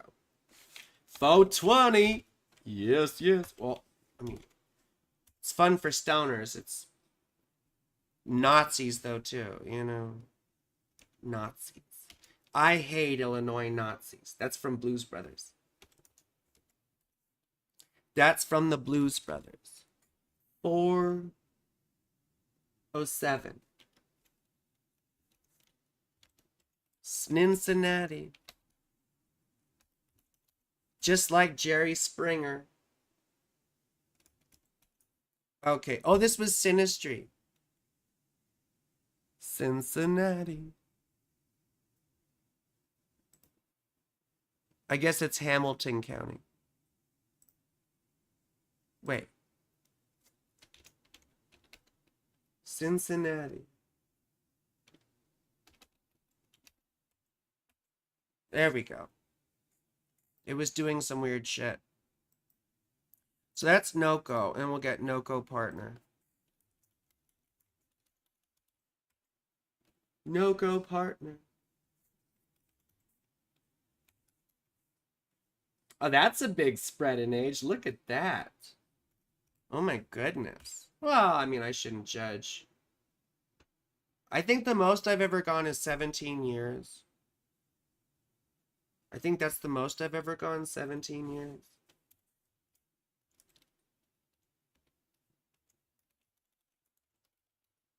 And what's this? 87 to 71. 71 to 81 is 10. And then to 87, 10 plus 6 is 16. Well, so, I mean, I've been worse than you. So, Massachusetts. Is it Massachusetts, MA? No, MA is Maryland. No, MA is Massachusetts. I should know all that. When you were a kid, what'd you do when you were a kid? Did you start some shit? So really quickly, what we do is we try yerba mate, enlightenment. That shit makes me sick to my stomach. Like, I literally get sick to my stomach with yerba mate. I don't know what it is. I don't know what it is. Okay, so quickly with synastry, we just look at the 7th house ruler of each chart, which for you, oh, you're Aquarius rising like me. So the sun rules your 7th house and is in the 3rd, and in Aries. So you need active type partners and partners who stimulate your intellect. You want the type of partner you can have fun conversations with. right? Who you can share ideas with, who you can, travel with probably a little bit, or you can do, fun things around the city. You probably meet partners in your neighborhood or around town. I'd expect you running into people at local events or something. Although, these days, everyone's sort of insular and no one walks up to each other anymore. That was one of the best things about gaining confidence to me is I could walk up to people now and be like, "Hi, how are you? Let's start chatting." And I've had women walk up to me like randomly, like, "Hi, how are you? Let's trade numbers." Like that shit never happened to me before I came out, And it has to do with confidence, is what it is, and presence and authenticity. So you need the kind of partners, right, who are able to share with you or share ideas with you, who seem like smart, right? Smart people. Smart guys if you're into guys. And your North Node is here, so you see all that's very important to you anyway. Intelligence, ideas, perhaps the news, perhaps current events, what's going on around the world. These things might all be interesting to you. And you've got Venus exalted in the second house. So hopefully, money hasn't been too bad for you. Although Jupiter rules your second house and is in Aries. So maybe you have something to do with education, right? Or writing, speaking, training people, that sort of thing, So, excuse me. Any weird Pluto stuff? I always wonder about that. Nothing too weird. Nothing too weird. Excuse me. Although Capricorn moon, it's very difficult for you to be vulnerable with people. You see? You'd also want to watch out for your own addictive tendencies, or maybe you have neurodivergence, or maybe you have depression or mental health issues. You see, all these are sort of possibilities with that. Dark Wolf is bold, outspoken, and solid. Yeah, that's very helpful. It's very helpful. You just got your degree in May. Yay! Good for you, sweetheart. Oops.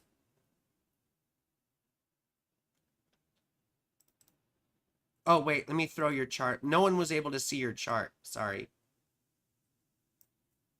I quote scripture like the devil. Yeah, famous quote by... I know, I say that all the time.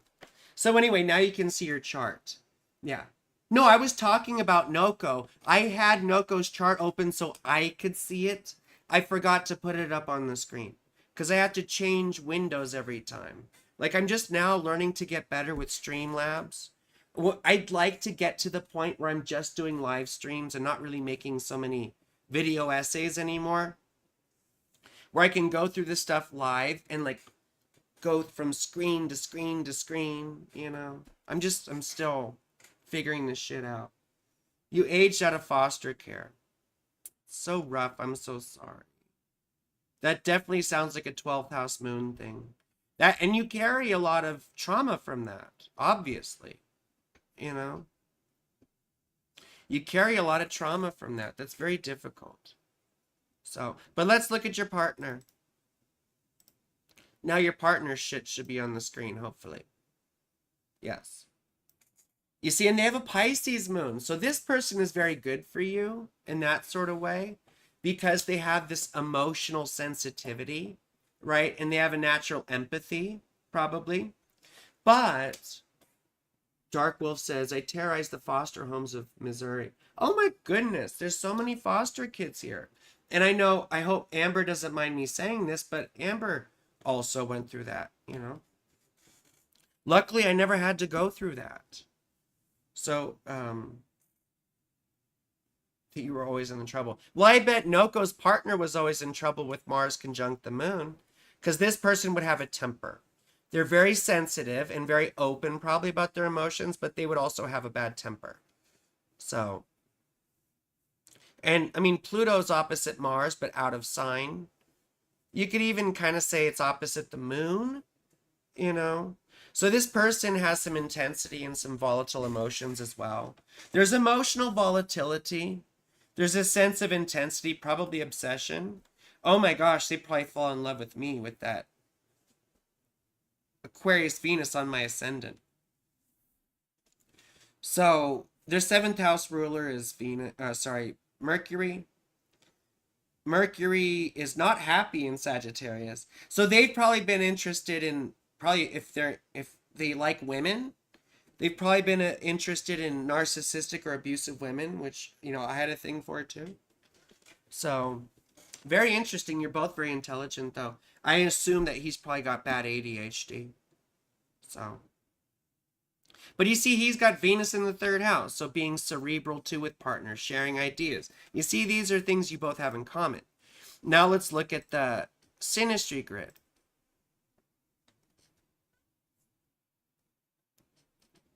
He joined the army at 18 to get out of trouble. I mean, yeah, that's pretty characteristic, isn't it? So, I mean, fucking fuck. From screen to, you're his sub. I mean, that sort of makes sense. See, I've been on both sides of the slash and DS relationships now. I've been a submissive and I've been a dominant more often. And I definitely prefer being a dominant. It's just that I'm a sadomasochist and I love to bottom. I love pain.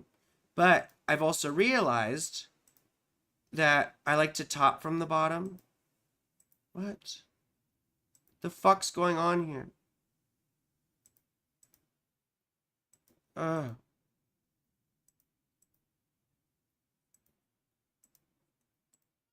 What am I doing? You motherfuckers. Ugh. See, this is why I hate all this window shit. Well, you can kind of see the synastry grid.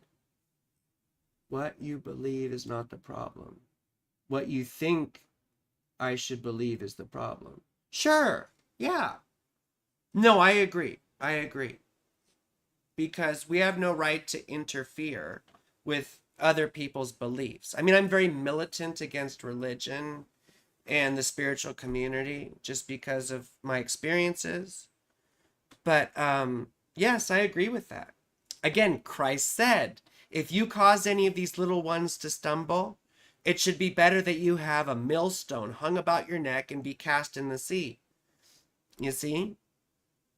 He's saying if you interfere with other people's journey, right? You're going to fuck them up and you're going to fuck yourself up. So let's look at the hard stuff first. We have Pluto opposite Venus. His Pluto opposite your Venus. So no wonder he's your dom. We do not have to walk in the same moccasins to share the same path and coexist and learn from each other. Sure, yeah. I agree with that. Stupid cats. Pluto opposite Venus can be very difficult. I had this when one of my submissives had their Venus opposite my Pluto. And I noticed that I was paranoid about losing them all the time, right? I tried to contrive everything to sort of keep them. And the interesting thing about Pluto dominance is they can very easily find themselves in an emotionally submissive situation because they want to keep their submissive so bad, or they want to keep their partner so bad that they may change themselves in order to do so. You see? So if he gets creepy on you, you need to maintain the communication. Now, great communication, Mercury trine Mercury, very close by 14 minutes. So you have the capacity to maintain. And if you're in a kink relationship with this guy, what's the number one thing? Communication. Communicate, right?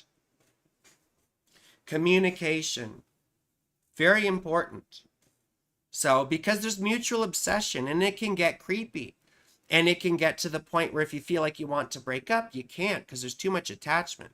Now, your Venus square his ascendant. You may have different styles, right? Different sort of aesthetic or whatever. And you may sort of be judgy about each other's aesthetics.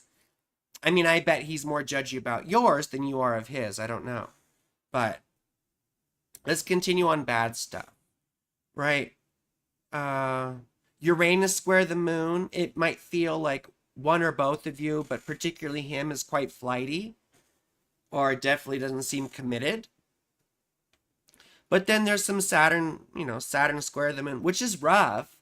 It might feel like you impose upon him, or you may have all these little boundaries or lines or invisible lines that he has to be aware of not crossing, right? He may feel like you trample on his emotions sometimes, So it doesn't have to be that, but that's something we often see. Now let's look at the good stuff. Moon sextile moon. That's feeling secure with each other, right? Your Venus conjunct his moon. Once again, that's a deep love, right? It's a deep sense of emotional understanding, right? And mutual affection, you know? Oh, yes, you love goth, and he's very, well, military. Yeah, I see. It's funny, though, how military guys will often like goth girls. They all want to be dominated by a gothy mommy, but you're his submissive, right? Although I bet you do run shit here and there, and you don't mean to. It's just part of your personality. But there's a lot of good stuff in here, you know? There's a lot of good stuff. Ooh, his Mars conjunct your Venus by one degree. That's awesome sex. That's wonderful sex. I have this with Bexy. Her Mars is conjunct my Venus, and we have some pretty wonderful sex. So, or I guess I shouldn't be saying that out loud. I don't know. Anyway. So there's some wonderful stuff here, but let's move on to the next person. I lost so many viewers. I had 18 and now I have 9. Oh well. Like, what am I going to do? So after no go. Wait.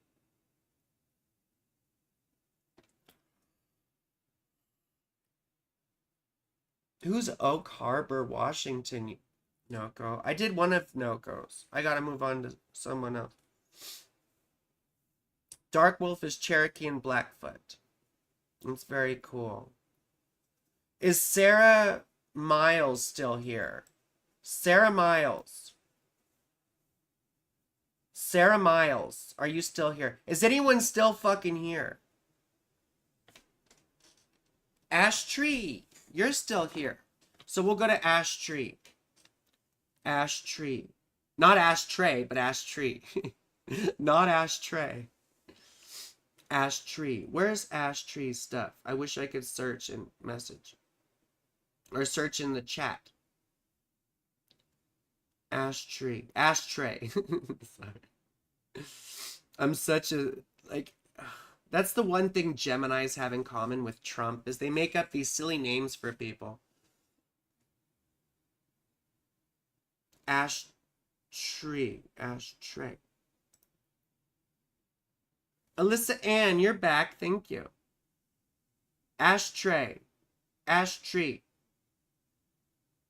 Ashy. Are you ashy?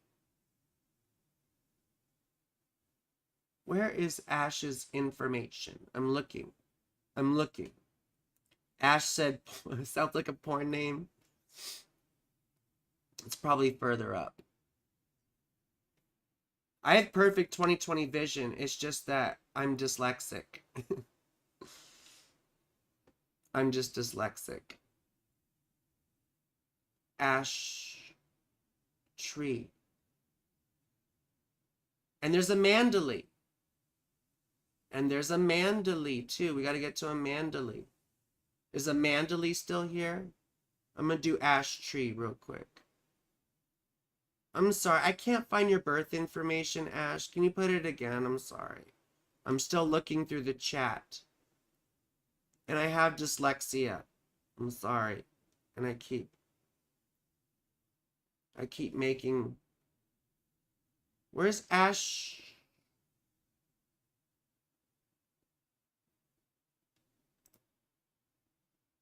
You're Cherokee.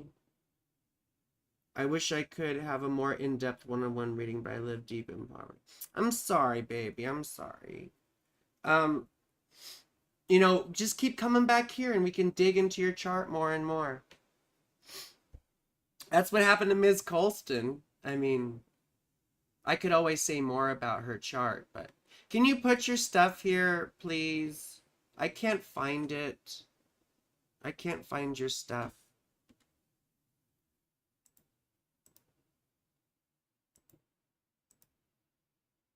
I can't find your stuff, sweetheart. Ugh.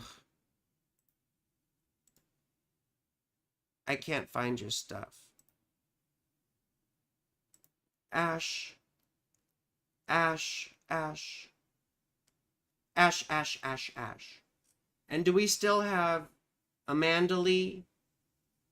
Ash, where's your information? I don't see your information, baby.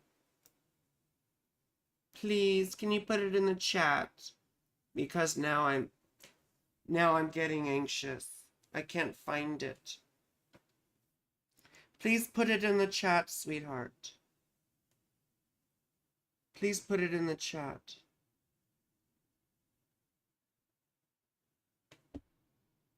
And Amanda Lee. I see Amanda Lee. I see Amanda Lee. Oh, here's Ash. Finally, I fucking found it. Ashtray. Sorry. I found it. Eureka! We have another. Oh, another birthday. Happy birthday, Ashtray. Happy birthday. Excuse me. Excuse me. Where was this now? Springfield. Springfield, Springfield. Springfield. Springfield, Springfield, you're a hell of a town. That was from The Simpsons.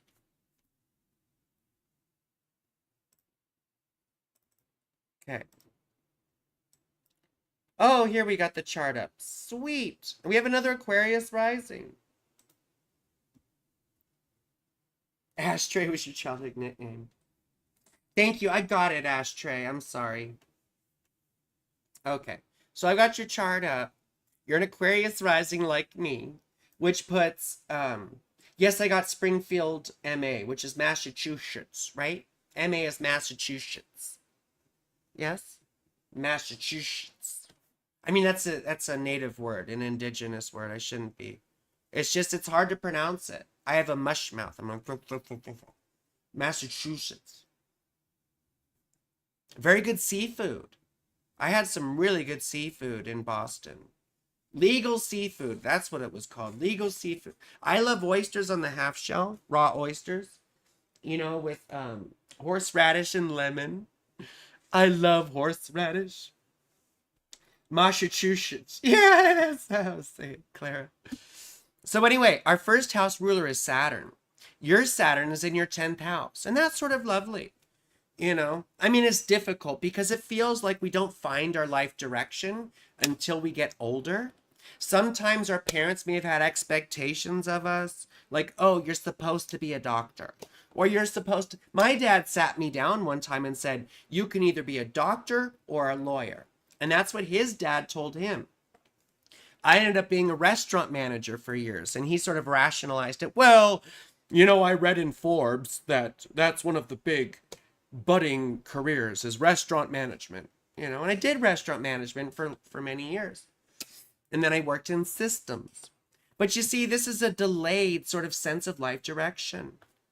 So you might feel guilty if you didn't go in a certain direction. But this is good in many ways. It makes us feel like a late bloomer. Like, what am I going to do? What am I supposed to do? You know? But it really does, in the long run, it helps us to realize that we sometimes have to let go and shift gears and embark upon a new path in order to be fulfilled, right? Like to feel that fulfillment. You see? But you see how Saturn is square your ascendant also? I have that too. I did post it again, 8585. Yes, I saw it. Ashtray, it should be August the 5th, 1985, 8:24 p.m., Springfield, Massachusetts. Yes, I have it, sweetheart. I have it. And I have Aquarius rising. Does anything look wrong, Ashtray? Ashtray, ashtray. Ashtray, ashtray. Should all look right, yes? I have August 5th. I think you're behind the... Oh, I have a delay. That's what it is. I have a delay. I'm sorry. So we have Aquarius rising. If anything looks wrong, please tell me. Because I have August the 5th, 1985, 8:24 p.m., Springfield, Massachusetts. I think I'm in Berkshire's terrible service here. No worries. That's okay. I just want to make sure I have your shit all correct. So anyway, you see, when you have the first house ruler in the 10th, that often makes the life motif about achievement, right? About recognition, about life direction, sometimes even about destiny, you see? But you have Saturn square your ascendant, which gives a terrible sense of confidence, right? See, you probably beat yourself up better than anyone else could, right? Being our own worst enemy, having those really internally nasty conversations, you know, you're awful. Who do you think you are? You're an imposter. People will never like you if they find out what you're really like. You're never going to amount to anything. You're a loser, you know. You're a baby. You're worse than a baby. You're dirt. Baby want a bottle? Big dirt bottle. That was from King of the Hill. But you see what I mean? And it can also kind of confer chronic illness situations, you know, chronic illness, depression, you know, a sense of, like I said, being your own worst enemy, you know. I have a similar thing. And you're probably very reactive, you know, with this whole Aries moon thing. But then you look at the 7th house, and even though you're a Leo, you're probably still a bit codependent. You probably still sort of look for your value in relationships. Here I feel like you are the teacher calling roll call in the class.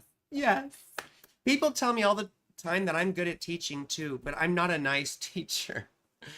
I'm like the drum teacher in Whiplash. You know, for those of you who've seen the movie Whiplash, I'm like that teacher. You know, like normally Jupiter teachers are like Robin Williams in the Dead Poets Society, you know, and all their students are like, "Oh, Captain, my Captain," you know.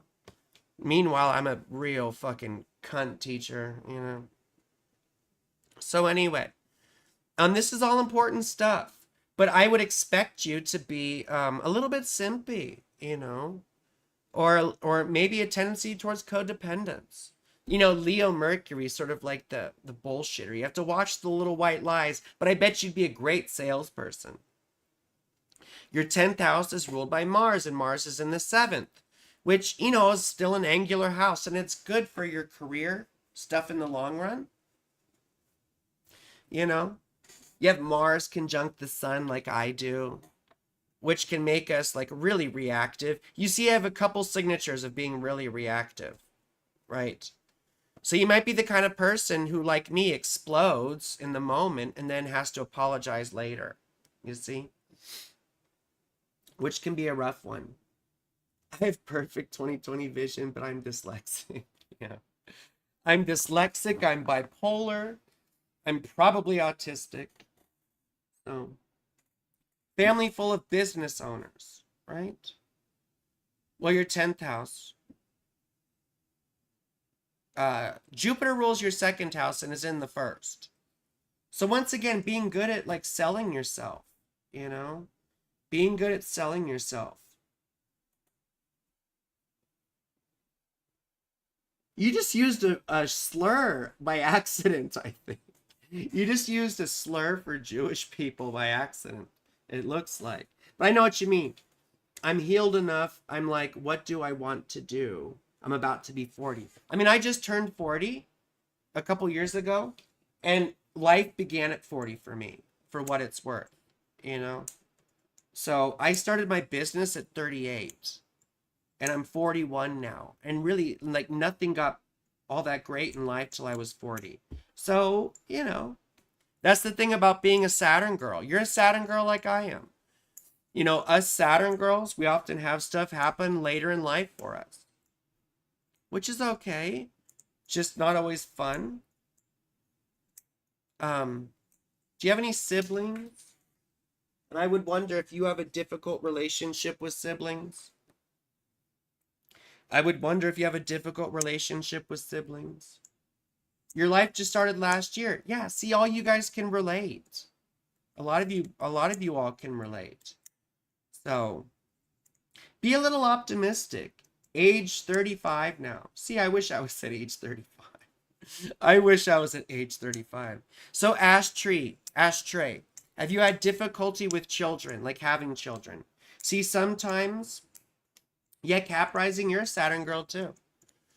See, when I see Chiron in the 5th house, I oftentimes think of like difficult pregnancies or infertility issues or not wanting children or just not knowing how to have fun, right? What does it mean to be a Saturn girl exactly? Whatever I say it means. Whatever I say it means. I mean, it came to me one day. I'm an Aquarius rising. When I came out as trans, you see, I used to be this. Why it was so important to me is because number one, I was involved in modern astrology, and number two, I was involved in esoteric astrology. I've been a Freemason for 18 years, and I was very much into the Theosophical movement and Alice Bailey, which you may notice I talk a lot of shit about now. Because, well, I won't go into why a whole lot. But it was very liberating for me to let go of Uranus. Even though I love the butt. I love doing butt stuff. Yeah. But it was very liberating for me to let go of that and realize that I am a Saturn girl. And because my ruling planet was Saturn, the ruler of our ascendant is one of the most important things in our chart. At least in ancient astrology. The ruler of the ascendant is like you. It represents who you are. You know? It's you. So I'm Saturn. And that was a big realization for me. And Saturn is exalted in my chart in Libra and has many aspecting things, like Saturn is square my ascendant, conjunct my moon and Pluto, you know. So being a Saturn girl means sort of being isolated, being on your own, being rejected, right? Being rejected by people, being an outcast, you know, and then being proud of it, right? And I still am an extrovert and I still get along with people, but to be a Saturn girl is to be rejected, to be ostracized, to be hated, despised, you know, especially if you have a night chart. You do have a night chart, you know, just barely. You're very reactive and learning to control. Yeah, I mean, because you have Mars stuff going on there. You know, there's a lot of Mars stuff going on there. Mars is also opposite Jupiter. I have Mars opposite Jupiter. I always say we have the best intentions while we pave the road to hell.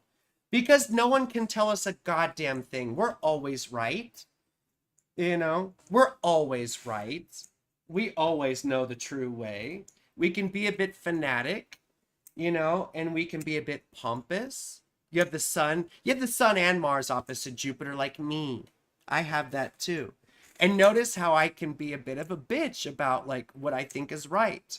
And I can be a bit fanatical and I can be a bit dominant with what I believe, you know? And I'm very argumentative. So you see, you would also have a sense of like, and with Jupiter in the 1st house, you also probably have the sense of destiny and everything else. You know, so you could be a bit of a fanatic, I'm sure.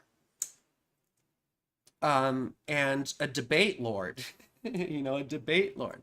But the defining characteristic of being a Saturn girl is being rejected. Being rejected, reviled, right? Being an outcast. Often we see Saturn girls being a bit gothy when we're kids. You see? So all that's very important stuff. I mean, it'd be a big part of your experience, right? So anyway, and oftentimes it's just the feeling internally, you know. Clara says, I definitely feel rejected, ostracized, hated, and despised. I mean, it's part of our experience. You know, I had a lot of childhood trauma. Stepdad adopted me at 10. You have a step sibling. Him and my mother. Yeah, I mean, the moon is the mother, so I wonder if mom had a big temper, while the fourth house is the father. So Venus in the sixth. Dad could be an enemy or a workaholic or have, excuse me, chronic health issues or be in the medical profession, stuff like that. You know? So anyway, I mean, this is all very interesting stuff. Now, on the positive side, oh, you also have a Cancer Venus in the sixth house like me. We have a lot of stuff in common. Your moon is opposite my moon, though. I have a Libra moon. But you see, Venus in Cancer is very loving. It's very sensitive. Even when we're big sluts like me, we still fall in love, you know? And we need love. We need sense of security. You know, we want to feel romance with our partner. And we could be very devoted partners, you know? I'm a dominant for the most part, but I get very devoted to my partners, you see? At least the ones that I fall in love with. And I bet you're very good with animals with the sixth house Venus, you see? I bet you're very good with animals. Sorry, fidget toys. You have 2 kids and a terribly abusive relationship with your dad. Oops. I mean, you have Mars conjunct your 7th house ruler, like I do, and I've been through lots of abusive relationships, you know? Very bad pregnancies, yes. Yeah, that's very typical of the Chiron in the 5th house. Your life has been trauma and healing and learning your own power. I mean, yeah, that's the life motif, isn't it? Yeah, you have Pluto square your Mars, right? You have Pluto trine Venus. Very obsessive in relationships, aren't you? Very obsessive in relationships. You get very attached. You probably get paranoid about people leaving. You probably have abandonment issues, quite frankly. You know? Abandonment issues. Abandonment issues. Anyway, timing. The good stuff is that Jupiter is going through your 5th house. The hard part is so is Mars. So your kids might be a big fucking pain in the ass right now. They may be defiant. Like, Mars is going through my 5th house, and my daughter and I have, you know, we've been arguing a bit about picking up her stuff, right? Please pick up your trash. Please put your clothes in the wash. Please put your dishes away.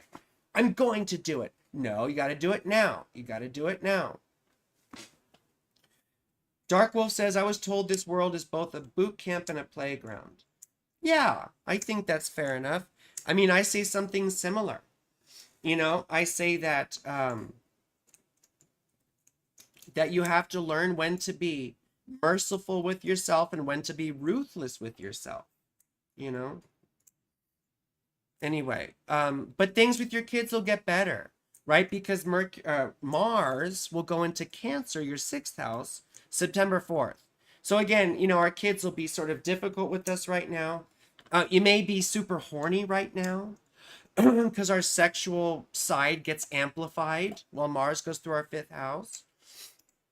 But then in September and early October, Mars will be in your 6th house. So you'll get a hair up your ass to get things done, but you want to be careful that you don't burn yourself out and get sick, right? Because you could get sick while Mars is in your 6th house. You could also get hurt. You could have surgery. Sometimes we have surgery while Mars is in the 6th house. Debate Lord. You're in my head. Yeah, you see. Well, I know because I do the same thing too. And I have similar placements, so. You see? And you have Saturn square Mercury. So you may have neurodivergence too, right? You may have had a speech impediment or something as a kid. Or maybe you're dyslexic too, I don't know. And you have a retrograde Mercury, right? Like I do. And that sort of correlates with the same things I just said. And then Jupiter going through your 5th house could be luck for your children. And it could be luck with you with having fun again. Learning how to enjoy yourself. If you're into having sex like I am, you know, that could be, you know, a big exploration time to explore new pleasures and new things that you like, you know. This should be about learning to have fun again. Very important stuff. I think I talked about Saturn going through your 2nd house, which is about straightening up our finances, you know. straightening up our finances and bringing order, um, to our business or our money situation. It's learning how to manage our resources, especially if we've been reckless. Like I wasn't keeping track of my expenses for a while for my business, and now I finally am, and it's a challenge. And then on top of that, you got Venus going through your 8th house, or about to, or just started. So you're probably going to have to forgive someone. If you've caused any conflicts, right? Or been in conflicts with your marriage, right? And just be aware that there will be conflicts with your partnerships coming up in November. Mars is going to go into our 7th house in Leo and then go retrograde in December. So this could spark conflicts in our relationships, our romantic relationships. It's also good for dating though too, gives us the force to start dating,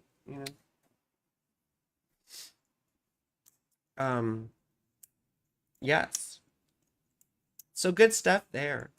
Mercury's going retrograde back into your 7th house, just like me. So you could get calls from exes, or you could be addressing a conflict that you had with your partner and you sort of left unresolved. So you may have to resolve a conflict with your partner, or you may get contacted by ex-play partners or boyfriends or girlfriends or relationships. So just be aware of that. That's a possibility too. I mean, I'd expect to get calls from play partners, could be a thing. There could be exes that contact you. I have certain numbers blocked, so hopefully they don't call me. And even if they did, I wouldn't care because I wouldn't see. But this is a wonderful time in many respects for both of us, right? The challenge is just getting our finances under control. So. Was there anyone else who needed a reading? Was there anyone else who's here? I hope that was good, Ashtray, for you. Ashtray. I keep doing that. Was there anyone else that wanted a reading who didn't get one? Was there anyone else who didn't get a reading? Is there anyone else who didn't get a reading who wanted one? Because I need to go make lunch otherwise. I need to eat. Because I'm on a diet. I eat every 4 hours. And I only eat 400 calories at a time. So, well, if there's not anyone else here, I love you. I'm going to go live again on Sunday, hopefully. Sunday's when I plan to go live again. Oh, yes. Make astrology sexy again. Yeah. Make astrology sexy. Do I have that on my door? Can you see it? Yes. Let me move the camera up just a little bit. Those are my bumper stickers. Amber, I didn't... Okay, whatever. I can talk to you anytime, Amber. Fine, I'll look at your shit. Where's Amber? And then I have to make lunch. I'm fucking hungry. And I'm getting hangry. Where's Amber's bullshit? I know I had it somewhere. Open.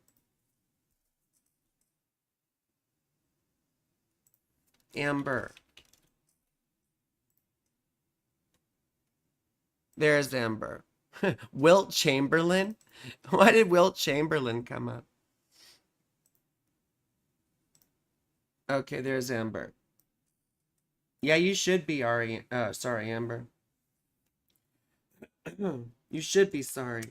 I am malnourished because I purposefully am like... See, this is another thing a Saturn girl does. They deprive themselves of things. I don't deprive myself of orgasms, but I deprive myself of food and pleasure and all sorts of... Well, not sexual pleasure. So, anyway. So what do you got going on in your chart right now, sweetheart? You've got Saturn going through your 6th house, which is a difficult time. A lot of difficult health issues, and we already know you've dealt with a lot of difficult health issues. Like, how many times have you had to go to urgent care and shit and had to go to, like, medical stuff? It's been a lot of little things. I'm not going to say specifically because that's, that's your privacy, but you've had a lot of medical stuff happen. Now, what else? Oh, you're having your Venus return. So this should be a lot of mental health healing and stuff. Like, take this time to be by yourself and not to let, not let yourself be sucked into drama and other people's things. This is a time for you to be alone and not focused on other people and their bullshit, right? This is a time for self-care. If you can, like, take baths, take yourself out of the drama, because that's what you need right now.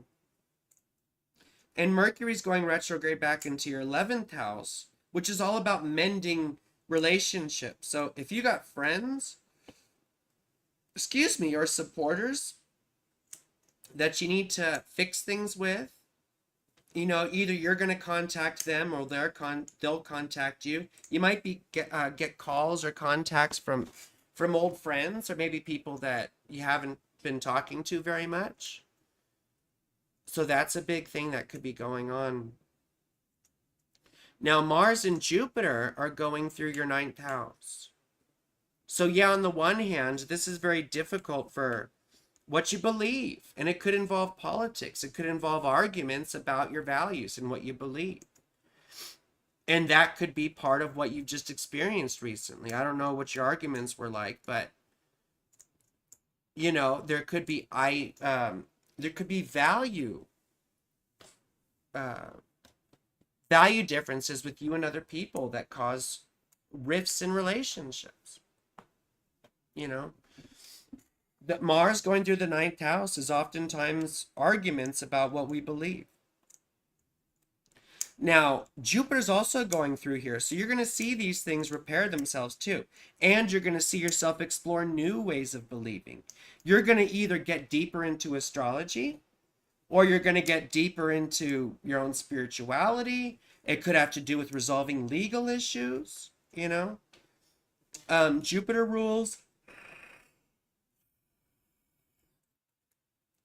rules your 6th house and your 3rd house. So learning how to make these things more part of your daily life, or communicating them, right? Maybe you start doing more readings. I don't know.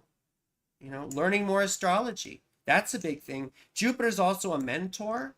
There could be a mentor for astrology, that sort of more emerges around this time.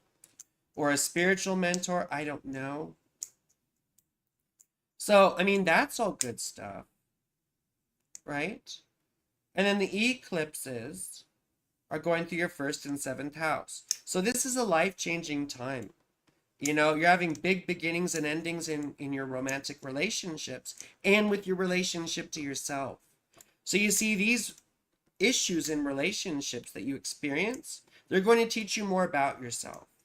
And they're going to teach you how to be more independent, unfortunately. So, it's not all a bad thing, but it can be painful here and there, you see? So, you're welcome, Ashtray. I'm glad, my friend Ashtray. Please, if anyone hasn't liked the stream and subscribed to my channel, do that shit right fucking now. And also memberships. Remember, being a member is good, because I'm going to start doing astrology lessons through members-only live streams, which they will have access to.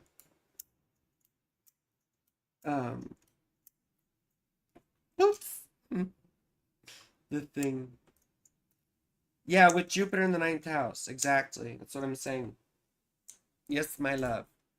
Now, with Leo, you're about to have Mars going through your 11th house and then retrograde. The difficulty there is conflicts with friends, or perhaps people cutting you off, or you cutting other people off. So just be aware of these tendencies. I need to talk to Bexy, because I'm going to be having Mars go through my 7th house. And I don't want us to break up. I do not want that, Sam. I am. So I have to watch my mouth. How do you become a member? There's a couple buttons down below that should say memberships or super thanks and super chats. So you just click that button. You can be a member for like, I think I have a couple of tiers, like $1 a month or $2 a month or some shit. And it really, really does help me. You know, I've already made this my primary job, being an astrologer, but I really want to do more content. Um, I'm very vain and I'm a little performer and I love being on camera and I'm very, very good at what I do. So I would like to do this in front of you, you know? I would like to do this in front of people. And I'm an exhibitionist too. So, so. What else, Amber? What else, Amber? The lunar eclipse is going to be in your 6th house. So hopefully bringing an end, you know, to a persistent medical thing that's been going on. You know? I'm a PETA. It's hard to get rid of me. Good. I'm glad you heard that. Yeah, because I was worried about Mars going through my 7th house. Although last time Mars went through my 7th house is when I started dating again. So, there is that. There is that. Excuse me. But yeah, just roll with me, Bexy. Hopefully I won't. You just are wondering if your luck will turn around with anything.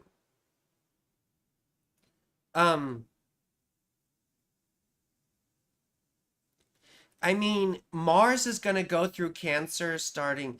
I mean, this is a little bit difficult, but I don't know. We'll see. But starting September 4th, Mars is going to start going through your 10th house in Cancer, right? And that could be conflicts at work or conflicts with authority figures or quitting a job. I think in your case, it could have to do, hopefully, with starting a new job and not necessarily getting fired. But we do see people getting fired under those transits. I hope, God, I don't want to sound depressing or anything, but that's one thing that happens. Oh, Jupiter next year will go into Cancer, but that's not till June of next year. And that will be wonderful for you. Hopefully you'll see some things turn around. I guess we could really quickly look at zodiacal releasing, but I'm not going to throw it up on the board because I don't want to mess with the fucking screen shit again. Oops.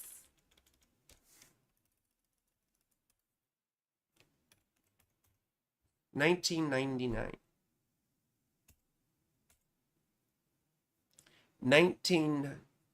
Gonna party like it's 1999.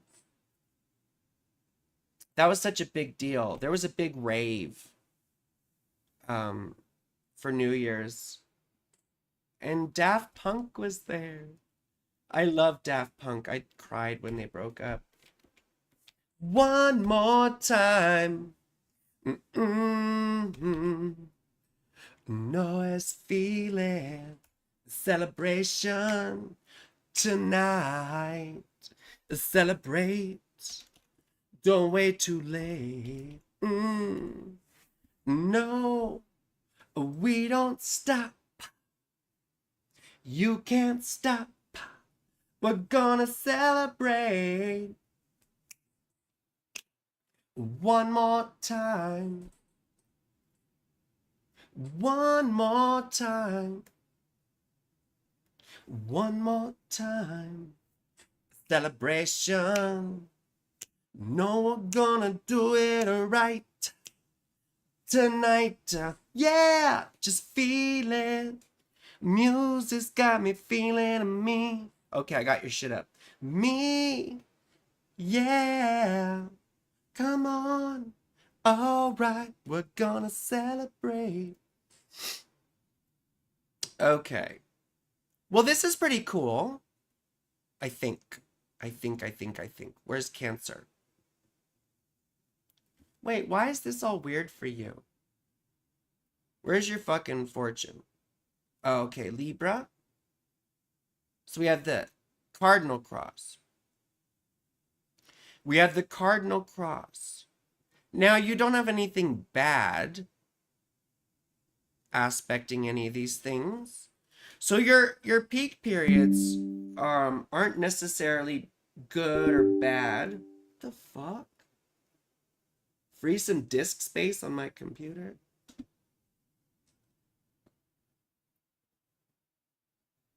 The fuck? What's taking up my disk space? I have to figure that out next. Oh, it must be videos. All these, because I record all these live streams too. Okay, okay. Ugh. God, I have to do that when I get off here. But the cool thing is you're in a peak period now that started at the end of July. Level 2 for your career. And then it'll blow up, into a level 1 peak period in March of 2026. So really between now and March of 2026 is sort of a big deal, Sort of a big deal. Sort of a big deal. So yeah, stuff is going to be changing. And it's going to be changing for, starting in 2026 for most of the rest of your life. 2026 until 2052. So it's like 25 years. So yeah, you're on the verge of some big, big changes. I don't necessarily see if they're good or bad because they're not being aspected by malefics or benefics. But it's definitely some big changes. So anyway, I have it. Am I still live? Anyway, I do have to go. I have to eat lunch. I love you all very much. Have a wonderful rest of your day. And please consider becoming a member.